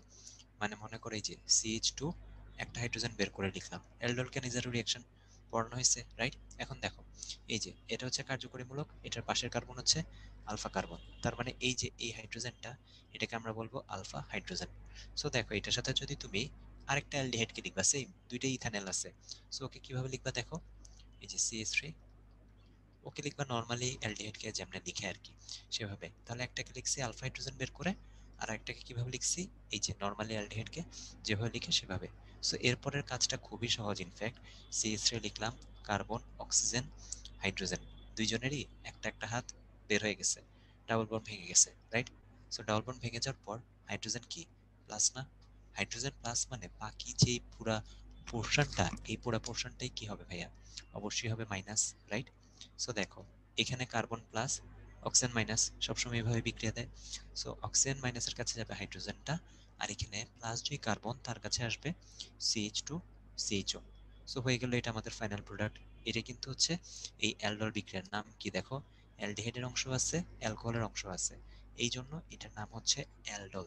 ক্লাসে কিন্তু অ্যালডল ক্যানিজারো আমরা খুব ইনফ্যাক্ট এই এক্সাম্পলটা দিয়ে আসলে ক্লাসে পড়াইছিলাম আমরা, তাই না? যদি মনে করে দেখো ইথানল দিয়ে আসলে আমরা ম্যাক্সিমাম টাইম দেখাই। সো দেখো এখন তুমি যে ভাইয়ের ক্লাসই করো না কেন, এইটাই দেখানোর কথা। সো দেখো এরপর যদি আমি এটাকে সোজা করে লিখি তোমাদের বোঝার সুবিধার জন্য, CH লিখলাম, এখানে মনে করো OH টা উপরে দিলাম, আর এখানে দিলাম CH2CHO। এই যে সেম জিনিসটাকেই আমি এখন তোমরা যেভাবে দেখে অভ্যস্ত ওভাবে সোজা করে লিখছি, আর কিছু নাই। যে দেখো OH আছে, CHO আছে, তাহলে এমন ভাবে লিখবা একটা আলফা হাইড্রোজেন বের করে ওইটা হবে প্লাস আর বাকিটা মাইনাস, এবং এখানে কার্বনিলের প্লাসের কাছে মাইনাস আসছে আর অক্সিজেনের মাইনাসের কাছে প্লাস আসছে। গেল, এটা খুব সহজ। তারপর যদি খেয়াল করো অ্যালকোহল থেকে কিভাবে প্রোপানন তৈরি করা যাবে, এটা কিন্তু তোমাদের মানে ক্লাসে কিন্তু করানো হয়েছিল। কোন টপিকটা বলি? অ্যালকোহলের জারণ। অ্যালকোহলের জারণ একটা স্লাইড ছিল না? ওই স্লাইডে এই যে এইখানে কোয়েশ্চেনে যা চাইছে ইনফ্যাক্ট এটাই আমরা করাইছি। হ্যাঁ, সো এখানে ওই যে জারক হিসেবে ধরো আমি নিলাম এই কম্বিনেশনটা, পটাশিয়াম ডাইক্রোমেট আর সালফিউরিক অ্যাসিড নিলাম, এবং সেখান থেকে অন্য কিছু লিখো আর না লিখো এতটুকু লিখলে হবে যে জাইমন অক্সিজেনটা পাওয়া যায়। এটা ইম্পর্টেন্ট, কারণ জারণ করবে হচ্ছে ও। এখন দেখো চাইছে কি? প্রোপানন। সো দেখো ডান পাশ থেকে যদি একটু বুঝে শুনে শুরু করি, প্রোপানন দেখতে হচ্ছে এরকম, ঠিক আছে? প্রোপানন দেখতে এরকম। কার্বন কয়টা ভাইয়া? 3টা। তার মানে ডেফিনেটলি বাম পাশে তুমি যে অ্যালকোহলটা নিবা সেটাও কি 3 কার্বনের একটা অ্যালকোহলই হওয়া লাগবে। বিবেক বুদ্ধি কমন সেন্স এইটাই কিন্তু বলে ভাইয়া, তাই না? আশা করি বুঝতে পারছো। এবার দেখো এটা মনে রাখবা যে অ্যালকোহলের জারণে আমরা শিখছিলাম 1 ডিগ্রিকে জারণ করলে পাওয়া যায় অ্যালডিহাইড, 2 ডিগ্রিকে জারণ করলে পাওয়া যায় কিটোন, আর 3 ডিগ্রিকে জারণ করলে নো রিঅ্যাকশন। তো তুমি যেহেতু এখানে প্রোপানন বা কিটোন পাইছো, তার মানে এই অ্যালকোহলটা একটা 2 degree alcohol. So 2 degree alcohol কিরকম হয় দেখতে? এই যে এরকম সি, এই যে আমি আগে কার্বন নাম্বার লিখি, ধরো আগে হচ্ছে আমি নর্মালি দেখাই। এই যে এটা কার্বন, এই হাতে OH, আর বাকি দুই হাতে হচ্ছে এই যে দুইটা করে হচ্ছে এরকম আর, আর এই হাতে হচ্ছে হাইড্রোজেন। তার মানে যদি দুইটা আর থাকে তখন আমরা সেটাকে কি বলি? বলি হচ্ছে 2 ডিগ্রি অ্যালকোহল। স্যার টুক তো ক্লিয়ার যে 2 ডিগ্রি অ্যালকোহল থেকে আমি একটা কিটোন পাবো, রাইট? এখন কথা হচ্ছে যে আমি এখানে আর এখানে বাই প্রোডাক্ট হিসেবে পানি পাওয়া যায়, সেটা মূল কথা না। আমাদের মূল কথাটা বুঝি যে ডান পাশে তো 3 কার্বন, তাই না? বাম পাশে অলরেডি একটা কার্বন এখানে দিয়ে দিচ্ছি, বাকি তাহলে কয়টা থাকে? আর দুইটা। তার মানে এখানে আর না দিয়ে আমরা যদি লিখে দিই কি CH3, CH3, দেখো হয়ে গেল না আমাদের? তাহলে এটা কি? এটা হচ্ছে আমাদের প্রোপানল 2। প্রোপানল 2 তার মানে এই যে 3 কার্বন একটা অ্যালকোহল, 3 কার্বন একটা অ্যালকোহল, রাইট? এবং এখানে দেখো 2 নাম্বার কার্বনের কি আছে? ওইচটা আছে, তাই এটা হচ্ছে প্রোপানল 2। সো এই তো এটাকে জারণ করলে তুমি পেয়ে যাবা এই কিটোনটা।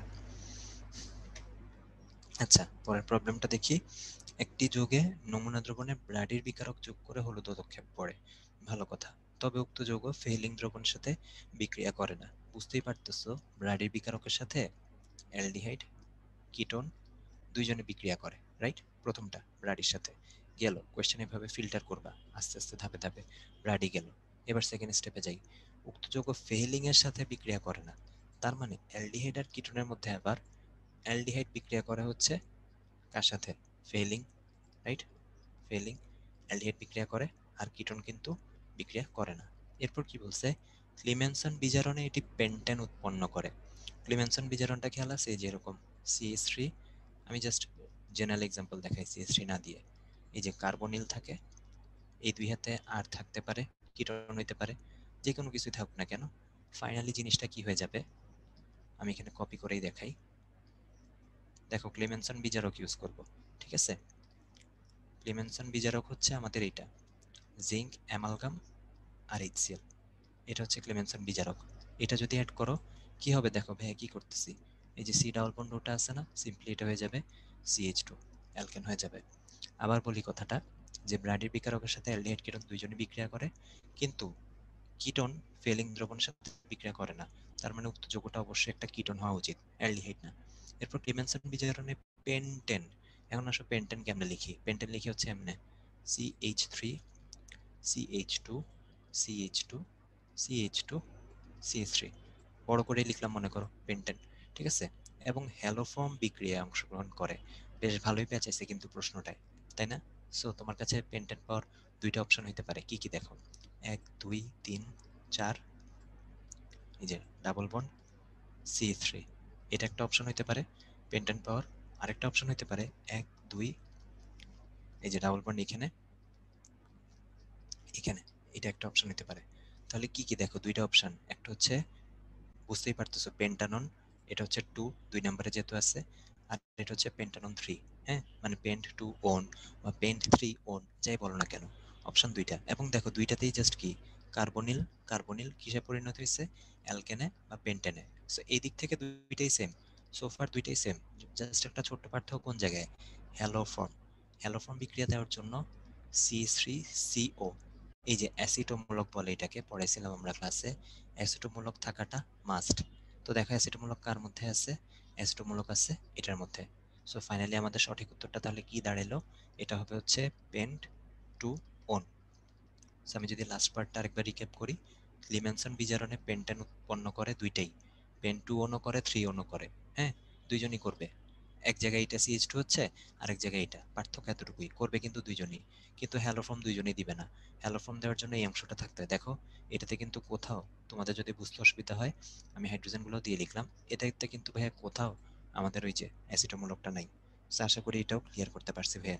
কোয়েশ্চেনটা বেশ টেকনিক্যাল প্রশ্ন ছিল, হ্যাঁ তোমাদের জন্য বলো অনেক সময় কঠিন প্রশ্ন আসে, এটা মনে করো এটা কঠিন প্রশ্নেরই একটা আসলে, হ্যাঁ বাট আইডিয়াটা যদিও অনেক সহজ, একটু রিলেট করে করে পড়তে হবে একটার সাথে আরেকটা। আচ্ছা ফাইন, এখানে অনেকগুলো রিয়াকশনই দেওয়া আছে। যেমন আমি যদি প্রথমটার কথা বলি, এটা কিন্তু ক্লাসে করানো হয়েছে ভাইয়া, এটা হচ্ছে ওই যে অ্যাক্রোলিন টেস্ট মনে করে দেখো, গ্লিসারিন শনাক্তকরণ, গ্লিসারিন শনাক্তকরণ, এটা কিন্তু ক্লাসে করানো হয়েছে। তো আমি বুঝে দিচ্ছি, চিন্তা নাই। সো দেখো এখানে কি হয়, পানি অপসারণ হয়, ঠিক আছে, এটা হচ্ছে নিরোধক হিসেবে কাজ করে, নিরোধক, এবং দুই অণু পানি অপসারণ হয়, 2H2O, দুই অণু পানি অপসারণ হয়। সেটা কিভাবে, দেখো এটা হচ্ছে আমাদের গ্লিসারিনটা এরকম, CH2OH, CHOH, আর হচ্ছে CH2OH। তো দেখো কি হবে, প্রথমে এই দুইটা থেকে OH যাবে, তাহলে দেখো কি কি বাদ গেছে, এই একটা OH বাদ, এই একটা OH বাদ, রাইট। এবং এই দুইটা হাত খালি হয়ে যাওয়া মানে, এই যে এই দুইটা হাত খালি হয়ে গেছে, খালি হয়ে যাওয়া মানে কি, এইখানে একটা এখন ডাবল বন্ড হয়ে গেল। ভালো কথা, খুবই ক্লিয়ার, এটা কোনো সমস্যা নেই, সহজ ছিল। তারপর দেখো এখন কি যাওয়া বাকি, এখন যাওয়া বাকি হচ্ছে দুইটা হাইড্রোজেন। সো এখান থেকে একটা হাইড্রোজেন যায়, আর এখান থেকে একটা হাইড্রোজেন যায়। তাহলে এবার একটু চিন্তা করো, একটা হাইড্রোজেন গেল, একটা হাইড্রোজেন গেল, মানে দুই অণু পানি আউট, এরও একটা হাত খালি, এরও একটা হাত খালি, দুইজনেরই। সো কি হবে, এই যে এই দুইটা হাত মুছে দিয়ে এখন এই জায়গায় হয়ে যাবে হচ্ছে একটা ডাবল বন্ড। সো দেখো এই যে এখানে কার্বন অক্সাইডের মধ্যে ডাবল বন্ড তৈরি হইলো দুইটা হাইড্রোজেন যাওয়াতে, আর এই দুইটা থেকে আবার OH যাওয়াতে ডাবল বন্ড তৈরি হলো। সো এইটাই হচ্ছে আসলে আমাদের অ্যাক্রোলিন, যেটা কিনা দুর্গন্ধযুক্ত, সেভাবে আমরা শনাক্ত করতে পারি। সো আশা করি এটা তোমরা পারা উচিত, কারণ এটা ক্লাসে কিন্তু করানো হয়েছে, আমাদের ক্লাসের টপিকের মধ্যে ছিল, ঠিক আছে। আচ্ছা, সো এরপরেরটা দেখো, এরপরেরটা আসলে একটু তোমাদের জন্য রেয়ার রিয়াকশন জানি আমি, হ্যাঁ এটাকে বলা হয় ডায়াজোমিথেন, ঠিক আছে, এটাকে বলা হয় ডায়াজোমিথেন CH2N2। আইডিয়াটা সিম্পল, এখানে জাস্ট N2 বের হয়ে যাবে, আর কিছু না, নাইট্রোজেন গ্যাস গ্যাস হিসেবে বের হয়ে যাবে। অ্যালকোহলের রিয়াকশন কনসেপ্ট কিন্তু ঠিকই আছে। সো যারা ক্লাস করার পাশাপাশি কনসেপ্ট বুকটা ঠিক মতো পড়ছো, তারা এটা পারা উচিত। সো দেখো এখানে কি হবে, আর ও হাইড্রোজেন মিলে হয়ে যাবে CH3। দেখো ডায়াজোমিথেন কেমনে ভাঙছে, CH2N2, এটা ভাঙছে, N2 মুক্ত হয়ে গেছে, ঠিক আছে, নাইট্রোজেন গ্যাস হিসেবে বের হয়ে গেছে। আর এই যে এই CH2 এই হাইড্রোজেনের সাথে মিলে তৈরি করছে CH3, গেল, ঠিক আছে।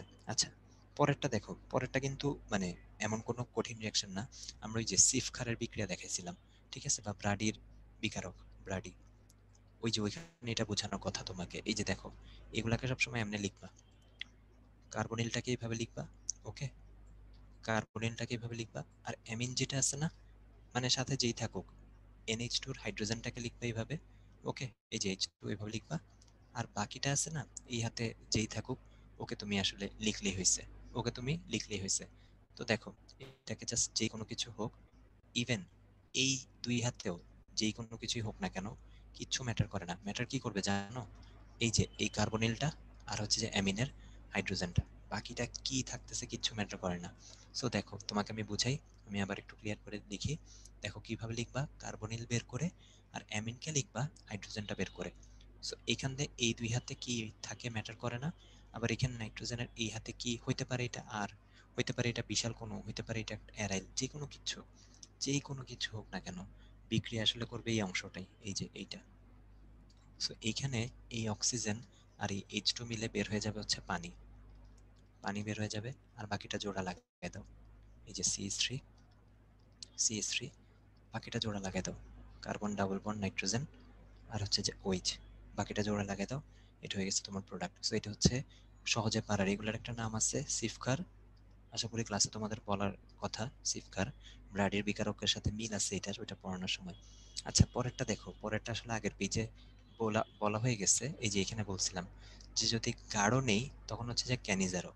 হ্যাঁ, যেমন এই যে আমি 100% শিওর মিথানলের এটা তো ক্লাসে করানো হয়েছেই, মিথানলের এটা ডেফিনেটলি ক্লাসে করানো হয়েছে। সো এটা পাশে লিখে দিই, এটা বুঝবা তোমরা। পাবো হচ্ছে আমরা মিথানল, জারণ বিজারণ হবে আর কি, শত জারণ বিজারণ, মিথানল পাবো। আর পাবো হচ্ছে সোডিয়াম মিথানয়েড, মানে একবার কি হয়েছে জারণ হয়েছে, ঠিক আছে, মিথানলের, আরেকবার বিজারণ হয়েছে ক্যানিজারোতে যেটা হয়। সো অবশ্যই বলতেছি এটা কিন্তু মাস্ট মাস্ট, তুমি যেই টাইমে যেই ব্যাচেই ক্লাস করো না কেন, ক্যানিজারো রিয়াকশন দেখানো মানেই এটা কিন্তু দেখানো হয়েছে। তখন আমরা মেকানিজম পড়ছি, আজকে জাস্ট দেখলাম যে জারণ বিজারণ হয়ে ওই মিথানল থেকে একটা পাইছি অ্যালকোহল আর একটা পাইছি অ্যাসিড। আচ্ছা, তো এবার যদি ফাইনালি আমি লাস্ট রিয়াকশন দিকে যাই, লাস্ট রিয়াকশনটা আসলে মানে তোমাদের পরিচিত কিন্তু, ঠিক আছে, এটা তোমরা কই পাইছো বলি, উইলিয়ামসনে ইথার বানানোর, উইলিয়ামসন, উইলিয়ামসনে কিন্তু পাইছো, ঠিক আছে। দেখো এখানে কি হবে, CH3 CH2, হ্যাঁ এটা আছে না, সাথে অক্সিজেন পর্যন্ত লিখলাম। ওকে, সো এটা হচ্ছে মাইনাস পার্টটা, আর এটা হচ্ছে সোডিয়াম প্লাস, আর এটা হচ্ছে মিথাইল প্লাস আর আয়োডিন মাইনাস। অ্যালকোহলীয় দ্রবণে আছে মানে অ্যালকোহল বেশি। সো কি হবে, এই যে এই মাইনাসের সাথে বসে যাবে এই প্লাসটা, এই মাইনাসের সাথে বসে যাবে এই প্লাসটা, আর ওই যে সোডিয়াম প্লাস সে আয়োডিনের সাথে তৈরি করবে সোডিয়াম আয়োডাইড। সো তুমি উইলিয়ামসনের সংশ্লেষণ বিক্রিয়ায় কি বানাও, ইথার বানাও। তাই এখানে কিন্তু আমরা পেয়ে গেলাম ইথার। আশা করি বুঝতে পারছো, মানে জিনিসগুলা ক্লাসে কিন্তু পড়ানো, স্ক্রিনে তুমি যা দেখতে পারতেছো আমি কিন্তু বলেই দিলাম যে আসলে তুমি এই জিনিসটাই শুধু হয়তো ক্লাসে সরাসরি দেখানো হয়নি, কিন্তু বাকি চারটা যদি দেখো পাঁচটার মধ্যে বাকি চারটা রিয়াকশনই কিন্তু ক্লাসে করানো। সো রিলেট করে পড়লে আসলে মজা। ইথিন থেকে মিথানল, এটা তো ইজিয়েস্ট কোয়েশ্চেন, ইজিয়েস্ট। এই যে তোমাদের রিটেনে এটা আসলে আমার সবচেয়ে সহজ কোয়েশ্চেন লাগছে। ওজনীকরণ, ওজনীকরণ তাই না, ওই যে ইথিন এরকম CH2 ডাবল বন্ড CH2, এই যে এইভাবে লিখো, ওই যে তোমরা যেভাবে দেখে পরিচিত ওভাবে যদি যেভাবে ক্লাসে শিখাইছি তোমাদেরকে আমরা, এই যে ডাবল বন্ড দেই, বাকি যে হাতে এই চার হাতে যে কোনো কিছু থাকতে পারে, হাইড্রোজেন থাকতে পারে, যে কোনো কিছু, মিথাইল ইথাইল যে কোনো কিছু। সো কি হবে ওজনীকরণ করলে, ওজনীকরণ করলে এরকম ঘর বাড়ি বিক্রিয়া, তাই না, পড়ছো না, এই যে ঘর বাড়ি বিক্রিয়া। বাকি বললাম তো এই দুইটা CH2 যা ইচ্ছা তা থাকুক, মেইন কাজ তো এই যে ডাবল বন্ড ভেঙে যাবে, তাই না। সো দেখো ফাইনালি কি হবে, জিঙ্ক দিলে জিঙ্ক নিয়ে যাবে এটাকে, আর এই দুইটা আলাদা যৌগ হয়ে যাবে। এবং তুমি যদি একটু হিসাব নিকাশ করে দেখো, এখানে আসলে পাবা তুমি এই যে HCHO বা মিথানেল, মিথানেল। আমি তোমাকে একটা শর্টকাটই শিখাই, ক্লাসে যারা পাইছো তাদেরকে শিখাইছি শর্টকাটটা। এই যে দেখো CH2 CH2 আছে না, ডাবল বন্ড ভেঙে দাও, দুই হাতে দুইটা অক্সিজেন ধরে দাও, দেখো সাজায় লিখলে কি হয়, HCHO HCHO। বিশ্বাস হচ্ছে না এত সহজ, আরেকটা দেখাই, প্রোপিন নেই, CH3 CH double bond CH2, কি করবা, ডাবল বন্ড ভেঙে দাও, এক একটা অক্সিজেন এক একটা অক্সিজেন, কি হলো দেখো, এটা হয়ে গেল ইথানেল, এটা হয়ে গেল মিথানেল। যে কোনো ওজনীকরণ আসলে এই কাজটা করলেই হয়, ডাবল বন্ড ভেঙে দুই হাতে দুইটা অক্সিজেন ধরাই দিলেই হয়, ঠিক আছে। এটা মানে আমি বলতাম এটা একটা কঠিন প্রশ্ন হয়েছে যদি অন্য কোনো অ্যালকিন দিত, সেখানে ইথিন দিয়ে দিছে, খুব ইজি ছিল এটা। আচ্ছা গেল এটা। আচ্ছা এবার বলছে ব্রাডির সাথে বিক্রিয়া করে হলুদ পদক্ষেপ দেয়, হ্যালোফর্ম বিক্রিয়া ও টলেন বিকারকের সাথে কাঙ্ক্ষিত বিক্রিয়া দেয় না, ক্লিমেনসন বিক্রিয়ায় এন হেক্সেন উৎপন্ন করে। আচ্ছা বহুত কাহিনী, তাহলে দেখি তো তাহলে বুঝি জিনিসটা কি, এন হেক্সেন আসলে কি সেটা বুঝি নাকি দেখি। এন হেক্সেন কি আর কি, এটা ওই যে ওই কোয়েশ্চেনটার সাথে রিলেশন আছে, একটু আগে এরকম একটা সলভ করছি তাই না, কয়টা দিছি, চারটা পাঁচটা ছয়টা, এন হেক্সেন তাই তো। এবার দেখো ব্রাডির বিকারকের সাথে হলুদ পদক্ষেপ, আবার ওই ক্যালকুলেশন, রিভার্স ক্যালকুলেশন, অ্যালডিহাইডও দেয় কিটোনও দেয়, রাইট। আচ্ছা হ্যালোফর্ম বিক্রিয়া আর টলেনের সাথে কাঙ্ক্ষিত বিক্রিয়া দেয় না, টলেনের সাথে কে দেয় না, হ্যাঁ টলেনের সাথে কে দেয় না, টলেনের সাথে দেয় না হচ্ছে কিটোন, তার মানে ডেফিনেটলি এটা একটা কিটোনই হবে, হ্যাঁ যেহেতু টলেনের সাথে দেয় না, আগের মতো আগের রিটেনটার মতো। আচ্ছা এরপর কি বলছে, হ্যালোফর্মও দেয় না, তার মানে এর মধ্যে কোনো ওই যে CH3 CO নাই, দুইটা জিনিস শিওর হয়ে গেলাম, ঠিক আছে। এভাবে আমরা ধাপে ধাপে বুঝবো। এবার দেখো তুমি তো বুঝছোই যে এখানে আইডিয়াটা কিরকম হইতে পারে, তাই না? মানে জিনিসটা এরকম হইতে পারতো, নিশ্চয়ই কোনো একটা CH2 এখানে কি হয়েছে, ওই যে সি ডাবল বন্ড ও থেকে CH2 হয়েছে, করাইছি এটা শুরুতেই আজকে করাইছি, তাই না? দেখো বুঝতেই পারতেছো এখানে CH3CO রাখা যাবে না, তার মানে ডেফিনেটলি তুমি ট্রাই করবা এমন একটা জায়গায় ডাবল বন্ডটাকে রাখার, মানে কার্বন ডাবল বন্ড অক্সিজেন এটাকে এমন একটা জায়গায় রাখার যেখানে কিনা কোনোভাবেই CH3CO নাই। কারণ কি, হ্যালো ফর্ম দেয় না, হ্যালো ফর্ম দেয় না, তাই না? সো তুমি চেষ্টা করবা কি এমন ভাবে রাখার যাতে CH3CO না থাকে। দেখো তুমি যদি ভুল করে এটা লিখতা, আমি ভুলটাও দেখাই, তোমার কাছে একটা অপশন হইতে পারতো, এটা হচ্ছে হেক্স 2 1। হ্যাঁ, আগেরটা হ্যালো ফর্ম দিছে দেখে আমরা অ্যাসিডও রাখছি, আর এটা দেয় না বলছে, তাহলে দেখো অবশ্যই এখানে না দিয়ে, আরে এখানে না দিয়ে কই দিব, দিব হচ্ছে এখানে। সো বেসিক্যালি এটা হবে হেক্স, হাইড্রোজেন বসাতে পারবা তোমরা আশা করি, এটা হবে আমাদের হেক্স 3 1। এই তো, আই গেস আইডিয়াটা খুবই ক্লিয়ার, বুঝতে পারছি সবাই, ঠিক আছে? আসো এবার তাহলে সামনের দিকে যাই। আচ্ছা, এখন হচ্ছে আমরা MCQ দেখব। রিটেন প্রবলেমগুলো মোটামুটি এই উইকেরগুলো যথেষ্ট সহজই ছিল, আমার পার্সোনাল মতামত, একটু পেঁচানো ছিল আর কি, কিন্তু যদি তুমি ক্লাস ভালো মতো ফলো করো অ্যাটলিস্ট এটা বলতে পারি ক্লাসের আদলে কোয়েশ্চেন হয়েছে। হ্যাঁ, ক্লাসের সাথে অনেক যে, হ্যাঁ এখানে 5টা রিঅ্যাকশন ছিল, এর মধ্যে 2-1টা একটু আনকমন থাকতে পারে, বাট কনসেপ্ট বুকে আছে। যদি তুমি ক্লাস ফলো করে থাকো আর কনসেপ্ট বুক ফলো করে থাকো, দুইটাই পড়ে থাকলে তোমার জন্য অনেক কিছু কমন পড়ার কথা। আসো MCQ দেখি। আচ্ছা, প্রথমটা দেখো, অর্গানিক হচ্ছে এরকম, কিছু রিঅ্যাকশন তোমার মানে বুঝে পড়তে হয়, কিছু রিঅ্যাকশন মুখস্থ করতে হয়। প্রথমটা মনে করো ওই ক্যাটাগরিতে, তুমি বই খুলে দেখবা যে অ্যালডিহাইডের সেকশনে কিছু বিক্রিয়া দেওয়া হয়েছে, যে কিভাবে আমাদের ফর্মালডিহাইড প্রস্তুত করতে হয়, তারপর CH3CHO অ্যাসিটালডিহাইড প্রস্তুত করতে হয়, এগুলো দেওয়া আছে। হ্যাঁ, সো এখানে বেসিক্যালি কি হয়, এই ক্যালসিয়াম মিথানয়েড যেটা, সেটা তৈরি করে ক্যালসিয়াম কার্বনেট, আর এখানে এই যে যত কার্বনের নাও ইথানয়েড মিশো না, পাওয়া যায় হচ্ছে ইথানেল। তো আমি সবাইকে বলবো যে কনসেপ্ট বুক থেকে এই জিনিসটা অবশ্যই দেখতে, এবং এই দুইটা তোমার পারা উচিত, পারলে ভালো, ঠিক আছে? এরপর দেখো বেনজালডিহাইডের ক্যানিজারো বিক্রিয়ায় কোনটি উৎপন্ন হবে। বেনজালডিহাইড দেখতে কিরকম, এরকম, ক্যানিজারো বিক্রিয়া বলে দিছে কিন্তু। হ্যাঁ, সো বেনজালডিহাইডের ক্যানিজারো বিক্রিয়ায় অ্যালকোহলটা হবে হচ্ছে এইটা CH2OH। তোমরা অনেকে কি করো, অনেকে করো কি এই CHO বাদ দিয়ে OH দিয়ে দাও, ফেনল দিয়ে দাও, কিন্তু না ভাইয়া, এটা কিন্তু না, ফেনল কিন্তু না। ফেনলে কার্বন কয়টা, 6টা, বেনজালডিহাইডে কয়টা, 7টা, তাহলে অ্যালকোহলও কয়টা থাকবে, 7টা। এখানে যা CHO গ্রুপটা CH2OH হয়ে যাবে। ওকে, কুল। হ্যাঁ, এটা গেল অ্যালকোহলটা, এটা গেল অ্যালকোহলটা, ঠিক আছে?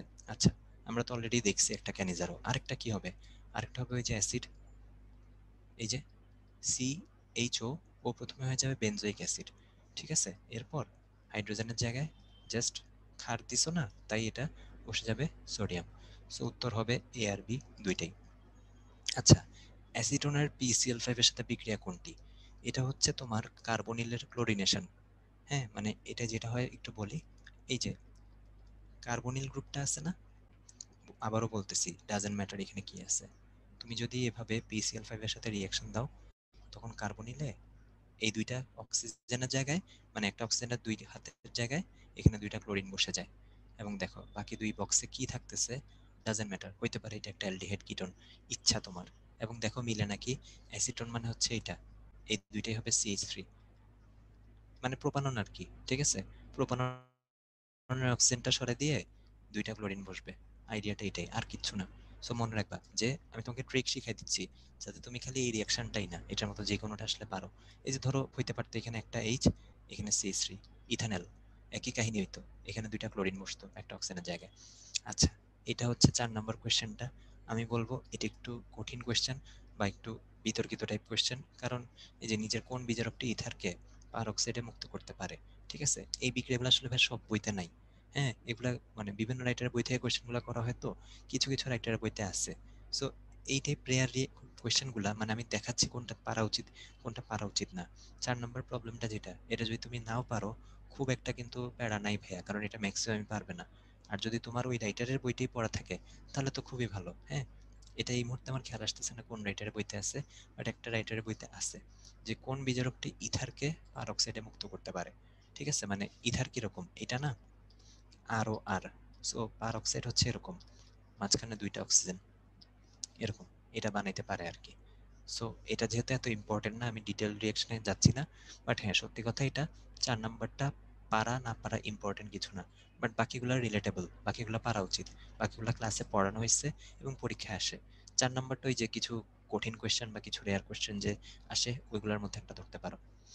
আচ্ছা, পরের পেজে কি বলছে দেখি এখানে।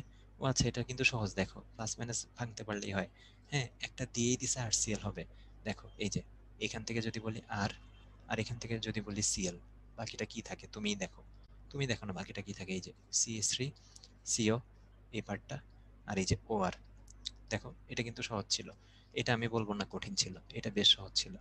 এটা বেশি কিছু, যদি ডান পাশে একদম কোয়েশ্চেন মার্ক দেওয়া থাকতো তাহলে একটু কঠিন হইতে পারতো যে চিন্তা করা, আচ্ছা কি না কি হবে। ডান পাশে একটা দেওয়াই আছে, হ্যাঁ প্লাস মাইনাস ভাঙছে, এই যে এটা প্লাস, এটা মাইনাস, তারপর এটা প্লাস, এটা মাইনাস, এই এক প্লাসের সাথে আরেক মাইনাস হয়েছে, আর কিছু না। আচ্ছা এইটা দেখো, এখানে কিন্তু নিরোধন হয় নাই। হ্যাঁ, মানে এখানে কি হয়েছে, তোমাদেরকে একটা জিনিস শিখাই দিই, শোনো। এই যে এখানে কি বেশি দেখতেছো, অ্যালকোহল বেশি 2 অণু। এটা শর্টকাট হিসেবে মনে রাখতে পারো, অ্যালকোহল যদি বেশি নাও তাহলে কি পাবা, তাহলে পাবো হচ্ছে যে এখানে যেরকম ইথার পাওয়া গেছে সেটা। ঠিক আছে, এই যে দেখো ইথ নিছো না, তাই ডাই ইথাইল পাইছো। এটা তোমরা ওই রিয়াকশন পারো জানি, কিন্তু এই যে কনফিউশন হয় অপশন এ হবে নাকি বি হবে তার মধ্যে, তাই না?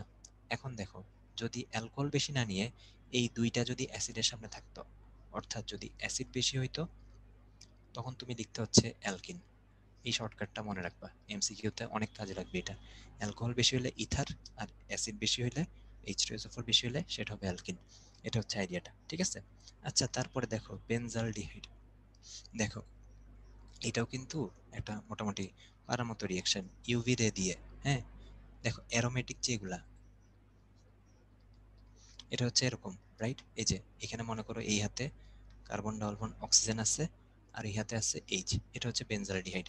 এখন এখানে এইচটা মুছে গেছে, এইচটা প্রতিস্থাপন হয়েছে, ওকে, এবং এই জায়গায় চলে আসছে হচ্ছে সিএল।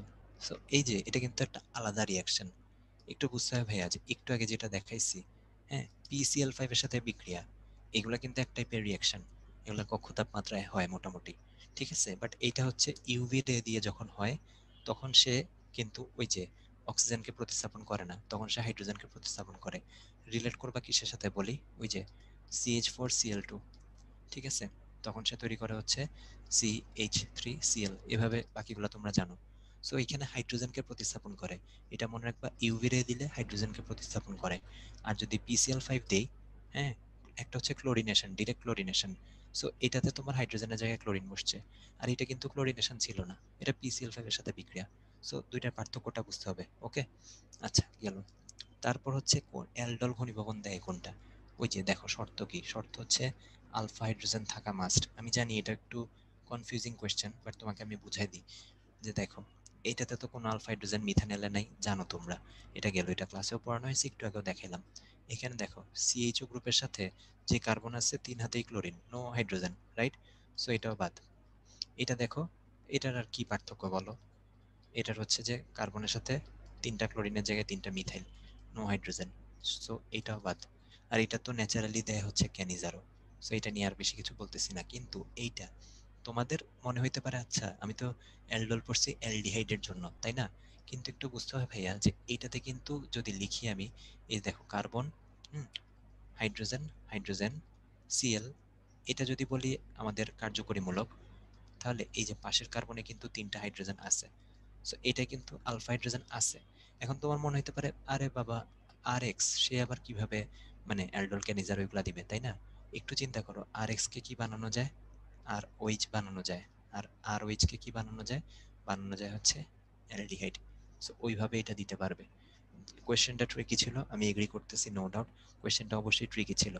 সো যারা একটু বুঝে গেছো প্রথম তিনটায় আলফা হাইড্রোজেন নাই, তারা ডেফিনেটলি ডি আনসার দাগানোর কথা, ঠিক আছে? বাট হ্যাঁ, আমি হলে ওইভাবে চিন্তা করতাম যে আমি তো জীবনে দেখিনি যে আর এক্স দেয় নাকি দেয় না, বাট এটা ওইভাবে আমাদের একটু অ্যাডভান্স চিন্তা করা লাগছে।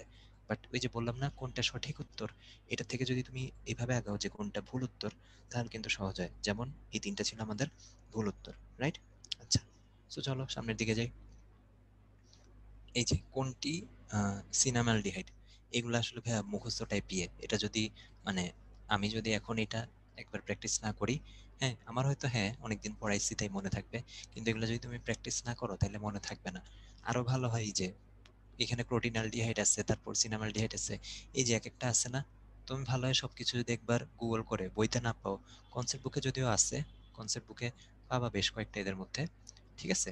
তাও যদি না পাও তাহলে হচ্ছে যে গুগল করে এগুলোর নাম জেনে রাখা উচিত। এগুলো হচ্ছে ওইসব রেয়ার যৌগ যেগুলা যে কোনো সময় পরীক্ষায় আসতে পারে। ওই যে যে মুখস্থ করছে, এটা অবভিয়াসলি মুখস্থ ছাড়া আর কিছুই না। তোমার যদি মুখস্থ থাকে তাইলে পারবা, নাহলে পারবা না, অ্যাজ সিম্পল অ্যাজ দ্যাট, ঠিক আছে? আচ্ছা, পরেরটা আসি। পরেরটা হচ্ছে আমাদের ওই যে হ্যালো ফর্ম রিঅ্যাকশন আর কি। দেখো ডেফিনেটলি বি তো পাওয়াই যাবে, এই যে CH3 হ্যালো ফর্ম তো পাওয়াই যাবে, নো ডাউট। হ্যাঁ, আর আরেকটা দেখো সি যে পাওয়া যাইতেছে, তোমরা রিঅ্যাকশনটা কি দিয়ে শিখছো আমি বলি। তোমরা শিখছো সোডিয়াম হাইড্রোক্সাইড বা পটাশিয়াম হাইড্রোক্সাইড। তাহলে ভাইয়া বলো তখন দেখছো না এই যে ওটা পাওয়া যায়, এই যে COO, সোডিয়াম বেনজয়েড পাওয়া যায়। তো এখানে ক্যালসিয়াম নিছো, ক্যালসিয়ামের তো যোজনী 2, তাই এখানে ক্যালসিয়াম বেনজয়েড পাওয়া গেছে, এতটুকুই। সো আনসার হবে BC, দুইটাই। আচ্ছা, পরেরটা আবারও দেখো, এই যে HV বা ইউভি রে দিলে কি হয়, H নিউ আর কি, হ্যাঁ আলো আলো লাইট বুঝায়, এটা লাইট, ইউভি রে বুঝায়। আচ্ছা, এটা দিলে কি হয়, ওই যে হাইড্রোজেন প্রতিস্থাপন, 3টা হাইড্রোজেনের জায়গায় কি বসছে, 3টা ক্লোরিন বসছে, এই আর কি। আচ্ছা, এই যে লাস্টেরটা আবারও, এই যে বলছে না কিছু রিয়াকশন পারতে হয় আর কিছু রিয়াকশন মুখস্থ রাখতে হয়। সত্যি কথাই বলতেছি যে এটা যদি আমাকে বলতো তাহলে আমি পারতাম না। হ্যাঁ আমি জানি যে একটু ট্রাই করতাম যে নিকেল হবে না জানি, কপার হবে না জানি, আবার ওই যে হাইড্রোজেনেশন দেখে অনেকে নিকেল মনে হইতে পারে, ঠিক আছে, কিন্তু এই ক্ষেত্রে হয় না। বাট হ্যাঁ সত্যি কথা এটাই, এটাও কিন্তু কনসেপ্ট বুকে আছে। তো আমি জাস্ট এটাই বলতেছি যে তোমাদের কোয়েশ্চেন নিয়ে তো অনেক কমপ্লেন থাকে, 100% না পারার মতো হইলেও তোমার 90% জিনিস আইদার ক্লাসে দেখানো হয় বা হচ্ছে যে সেটা কনসেপ্ট বুকে আসেই। সো তুমি ফুল প্রিপারেশন নিচ্ছ নাকি সেটার উপর তোমার ডিপেন্ড করে, এটাই আর কি। হ্যাঁ, যার যার প্রিপারেশন যেরকম, কতটুকু তুমি বেশি বা কম পড়ছো সেটার উপর। তো এই তো, এটাই ছিল আমাদের কেমিস্ট্রি পার্টটা। সবাইকে অনেক অনেক ধন্যবাদ। সবাই ভালো থাকো, সুস্থ থাকো। ইনশাল্লাহ তোমাদের সাথে আমাদের রেগুলার ক্লাসে তো দেখা হবেই।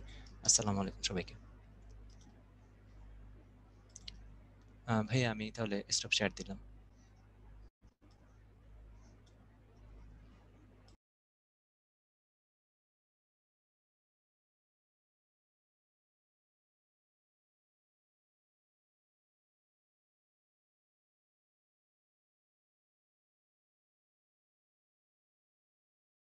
আমি রাত বাড়লাম। আসসালামু আলাইকুম হিমেল ভাইয়া। হ্যাঁ, ওয়ালাইকুম সালাম। মোহিত ভাই, শুরু হ্যাঁ করবো? শুরু কর, হ্যাঁ শুরু করে। ঠিক আছে, থ্যাংক ইউ। 10 নাকি 13? হ্যাঁ ভাইয়া 13। 13, ঠিক আছে। ওকে, আসসালামু আলাইকুম, সবাইকে স্বাগতম আজকের ক্লাসে varsity turn English MCQ question and solution part 2 এর মধ্যে। ফার্স্ট দেখি প্রথম কোয়েশ্চেন, অন স্ক্রিনে দেখতেই পাচ্ছ। প্রথম কোয়েশ্চেন দেখো, সে নেভার ফোনস মি। এখানে দেখো, এখানে কি দেওয়া আছে, একটা বাক্য কিন্তু শেষ হয়ে গেছে এখানে, রাইট? তাহলে আই অলওয়েজ হ্যাভ টু। এখন দেখো সবগুলোই, সব শব্দগুলোই কিন্তু আছে, কিন্তু ব্যাপার হচ্ছে অলওয়েজ এখানে পজিশনটা ম্যাটার করছে। তো আই অলওয়েজ, আমি সবসময়ই, I always have to phone you, আমার সবসময়, প্রায় সবসময় সর্বদা তাকে ফোন করা লাগে। তাহলে অলওয়েজটা কোনখানে দিলে সেটা সুইচ করছে একদম পুরো পারফেক্টলি ওয়ার্কআউট করছে, সেটা হচ্ছে এইখানে।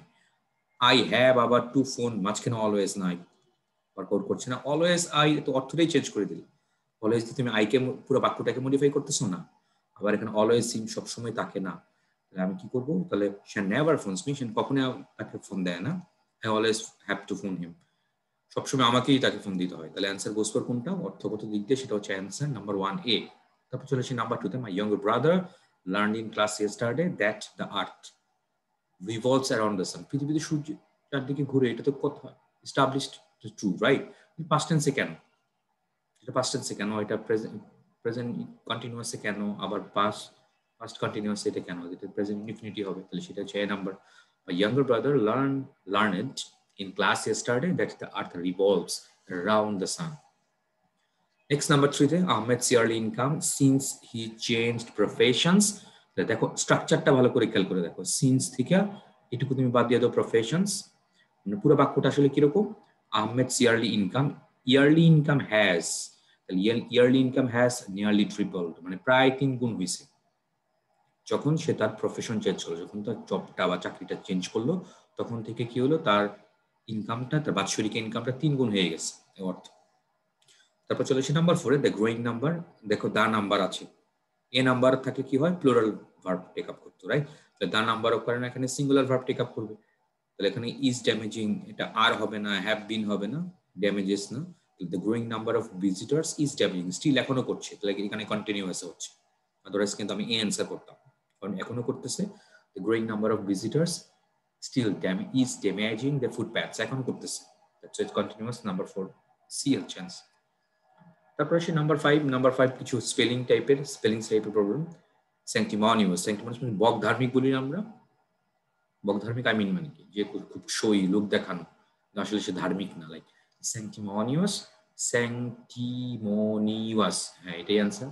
পড়বা একবার লিখবা, তাহলে বানান, এই বানানটা ইম্পর্টেন্ট, কিন্তু পরীক্ষায় আসে, বিভিন্ন কম্পিটিটিভ পরীক্ষার মধ্যে আসে। তারপর বলছে আইডেন্টিফাই দ্য ইনকারেক্টলি স্পেল, ভুল কোনটা ইনকারেক্টলি, সেটা এক্সটেনশন, এখানে টি হবে না, এখানে SION। তো রিমিনিসেট ঠিক আছে, বেলিকোসিটি এটাও ঠিক আছে, কনসেশন এটাও ঠিক আছে, তিনটাই ঠিক আছে। এখানে এক্সটেনশন বানানটাই ভুল আছে। নাম্বার 7 এর দিকে চুজ দ্য কারেক্ট স্পেলিং, এখানে কারেক্ট চাইছে, তো সেটা হচ্ছে এন্টারপ্রেনিউর। উচ্চারণটা কিন্তু ইম্পর্টেন্ট, এন্টারপ্রেনিউর, অনেক বলে এন্ট্রিপ্রেনিউর, না মোটেও না, ইট শুড বি এন্টারপ্রেনিউর। তাহলে অ্যান্সার গোস টু কোনটা, বি নাম্বার, এন্টারপ্রেনিউর, উদ্যোক্তা বলি, ব্যবসা উদ্যোক্তা আমরা বলতে পারি, এন্টারপ্রেনিউর। নাম্বার 7। নাম্বার 8 এ দেখি কারেক্ট স্পেলিং চাইছে এখানে, হ্যাঁ এটাই হচ্ছে বি নাম্বারটা হচ্ছে জিওন, এটাই হচ্ছে মানে কিপন, ইউটা উচ্চারণ করবো না, তোমার জিওন, সিউআর আমি জিওন, তোমার জিওন, তাহলে এটাই হচ্ছে অ্যান্সার নাম্বার 8। এটা অ্যান্সার বি, এটা মানে কিপন, তোমার জিওন। তারপর চলে আসো নাম্বার 9। নাম্বার 9 জাস্ট নাও যেহেতু আছে, জাস্ট যেহেতু আছে, তার মানে কি লাগবে, প্রেজেন্ট পারফেক্ট। ইজ হ্যাভিং না, হ্যাজ হ্যাড, ওয়াজ হ্যাভিং না, হ্যাড না, তাহলে প্রেজেন্ট পারফেক্ট মতো কোথায় আছে, হচ্ছে হ্যাজ হ্যাড এর মধ্যে আছে। Just now she has had her dinner, but she says she will see you when she has finished. She has finished. Okay. The question number 10. Diana Sands has not ever lived alone before. She কখনো একা একা কখনোই বাস করতো না, কখনো একা একা বাস করতো না। Diana Sands has not ever lived, okay, ever হবে এখানে, lived, has not lived in loneliness in times, এটা বাহু, ইন টাইমস এখানে ঝামেলা করছে শব্দ চয়নের মধ্যে, আই মিন ডিকশনারির মধ্যে ঝামেলা আছে। Never before leave soul, no, সোলের ব্যবহারটা এখানে ঝামেলা আছে। তারপর বিফোর লিভ না, এটা একদম কি করেছে, এটা কমপ্লেক্স করে ফেলছি, তাহলে এটাও ওয়ার্কআউট করছে না, একদম টার্সলি, একদম কম্প্যাক্টলি টু দ্য পয়েন্টে এখন সি নাম্বারটাই আছে। Diana sands has not ever lived alone before, আগে কখনো একা একা থাকতো না, বাস করতো না। Number 11 as they waited no argued against war, as they waited, যেহেতু তারা অপেক্ষা করছিল, নো আর এগেইনস্ট ওয়ার, যুদ্ধের এগেইনস্টে সে কি করেছিল, তর্ক করেছিল। while his sister was discussing the effects of pollution, যখন তার বোন, কার বোন, নোর বোন, কি করছিল, পরিবেশের প্রভাব নিয়ে আলোচনা করতেছিল। অন্যগুলো কেন হয় না, তো যেহেতু পাস্ট টেন্সে আছে, তাহলে আবার as they waited no word against what, while থাকলে কি হয়, কন্টিনিউয়াসে হয়। এখানে কন্টিনিউয়াস নাই, এখানে কন্টিনিউয়াস নাই, এখানে কন্টিনিউয়াস নাই, এটা ওয়ার্ড, এটা স্ট্রাকচার কতই ভুল আছে, তাহলে এখানে কন্টিনিউয়াস সেটা কোথায় আছে, সি নাম্বার। তো পাস্ট কন্টিনিউয়াস কেন হলো, কারণ অ্যাকচুয়াল বাক্যটা পাস্টে দেওয়া আছে, এখানে past continuous, sequence of tense. Number 11। Next দেখি নাম্বার 12। they had looked, কেন had looked কেন, cautiously before, দেখো before after, you know that past perfect, তাহলে বিফোরে কি হবে, বিফোরে হবে পাস্ট পারফেক্ট, আর বিফোরের আফটারে কি হবে, পাস্ট ইনডিফিনিট। তাহলে দেখো একমাত্র সেটা এখানে ওয়ার্কআউট করছে। তাহলে they had looked cautiously before they cross, তাহলে দে ক্রসটা এখানে কি পাস্ট ইনডিফিনিটে আছে, তাহলে এখানে বিফোরের আগে কি হবে, পাস্ট পারফেক্ট হবে। দেখো had looked, this is past perfect. তাহলে নাম্বার 12 অ্যান্সার গোস ফর কোনটা, বি নাম্বার। অন্যগুলো একটা ওয়ার্কআউট করছে না। লুকস কেনই হবে, কারণ এখানে অ্যাকচুয়াল প্রশ্নের মধ্যে তো পাস্ট ইনডিফিনিটি আছে, এখানে আবার পাস্ট ইনডিফিনিট কেন দিবা, এখানে আবার পেসিভে কেন করবা, বাহুবা আননেসেসারি। নাম্বার 12। তারপর দেখি আমরা number 13 this the correct spelling, psychedelic, psychology পড়ছো না, PSY, SY কে না, PSY এটা ঠিক ছিল, কিন্তু CHE লাগবে, এখানে কেই ভুল আছে। সাইকেডেলিক ডবল এল হবে না, একটা এল হবে, সাইকেডেলিক এটাই হবে। নাম্বার 14 এটাকে হচ্ছে আইডেন্টিফাই দ্য ইনকারেক্ট স্পেলিং, আমি কোনটা, পার্সিভারেন্স অধ্যাবসায় ঠিক আছে, কনভালেসেন্স এটাও ঠিক আছে, মেইনটেনেন্স এটাও ঠিকঠাকই আছে। কনসাইনশাস এটা ভুল আছে, CONSCITEN SCITEN কনসাইনশাস এটা ভুল আছে, এ নাম্বারটাই ভুল আছে। কনসাইনশাস SCITEN TIOUS এই বানানটা ভুল আছে, আর বাকি সবগুলো ঠিক আছে। পারসিভারেন্স, কনভালেসেন্স, মেইনটেনেন্স সবগুলো ঠিকঠাকই আছে। 15 বলেছে নিচে কোনটা কারেক্ট স্পেলিং? কোয়েশ্চেনিয়ার। কোয়েশ্চেনিয়ার মানে সেট অফ কোয়েশ্চেন্স। তুমি সহজে মনে রাখতে পারবে কোয়েশ্চেন নাই রে, এভাবে মনে রাখতে পারো কোয়েশ্চেন নাই রে, সেটা কোয়েশ্চেনিয়ার। ভালো বানান কিন্তু এটা পরীক্ষা আসার মতো। কোয়েশ্চেনিয়ার মানে সেট অফ কোয়েশ্চেন্স। শেষ শব্দ সেটা হচ্ছে কারেক্ট স্পেলিং করছো ইফ্লোরেসেন্স। ইফ্লোরেসেন্স এটাই ঠিকঠাকই আছে।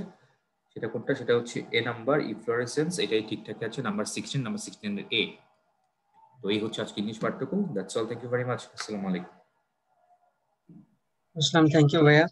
হ্যাঁ স্টুডেন্ট ভাইয়া, তোমরা যারা আসো তোমাদের উদ্দেশ্যে একটু বলি, তোমাদের আজকে হলো স্লাইড ত্রুটিজনিত কারণে বায়োলজি অংশটুকু আসলে দেখানো যাচ্ছে না বা দেখাতে পারতেছি না। তো নেক্সট উইকে তোমাদের বায়োলজি অংশটুকু আমরা ওই উইকের সাথে সমন্বয় করে দেখাই দিব ইনশাল্লাহ। হ্যাঁ, তো আশা করি সবাই বিষয়টা বুঝতে পারছো। তো ঠিক আছে, সবাই ভালো থাকো, সুস্থ থাকো, দেখা হবে ইনশাল্লাহ নেক্সট উইকে। সবাইকে গুড নাইট, আল্লাহ হাফেজ, আসসালামু আলাইকুম।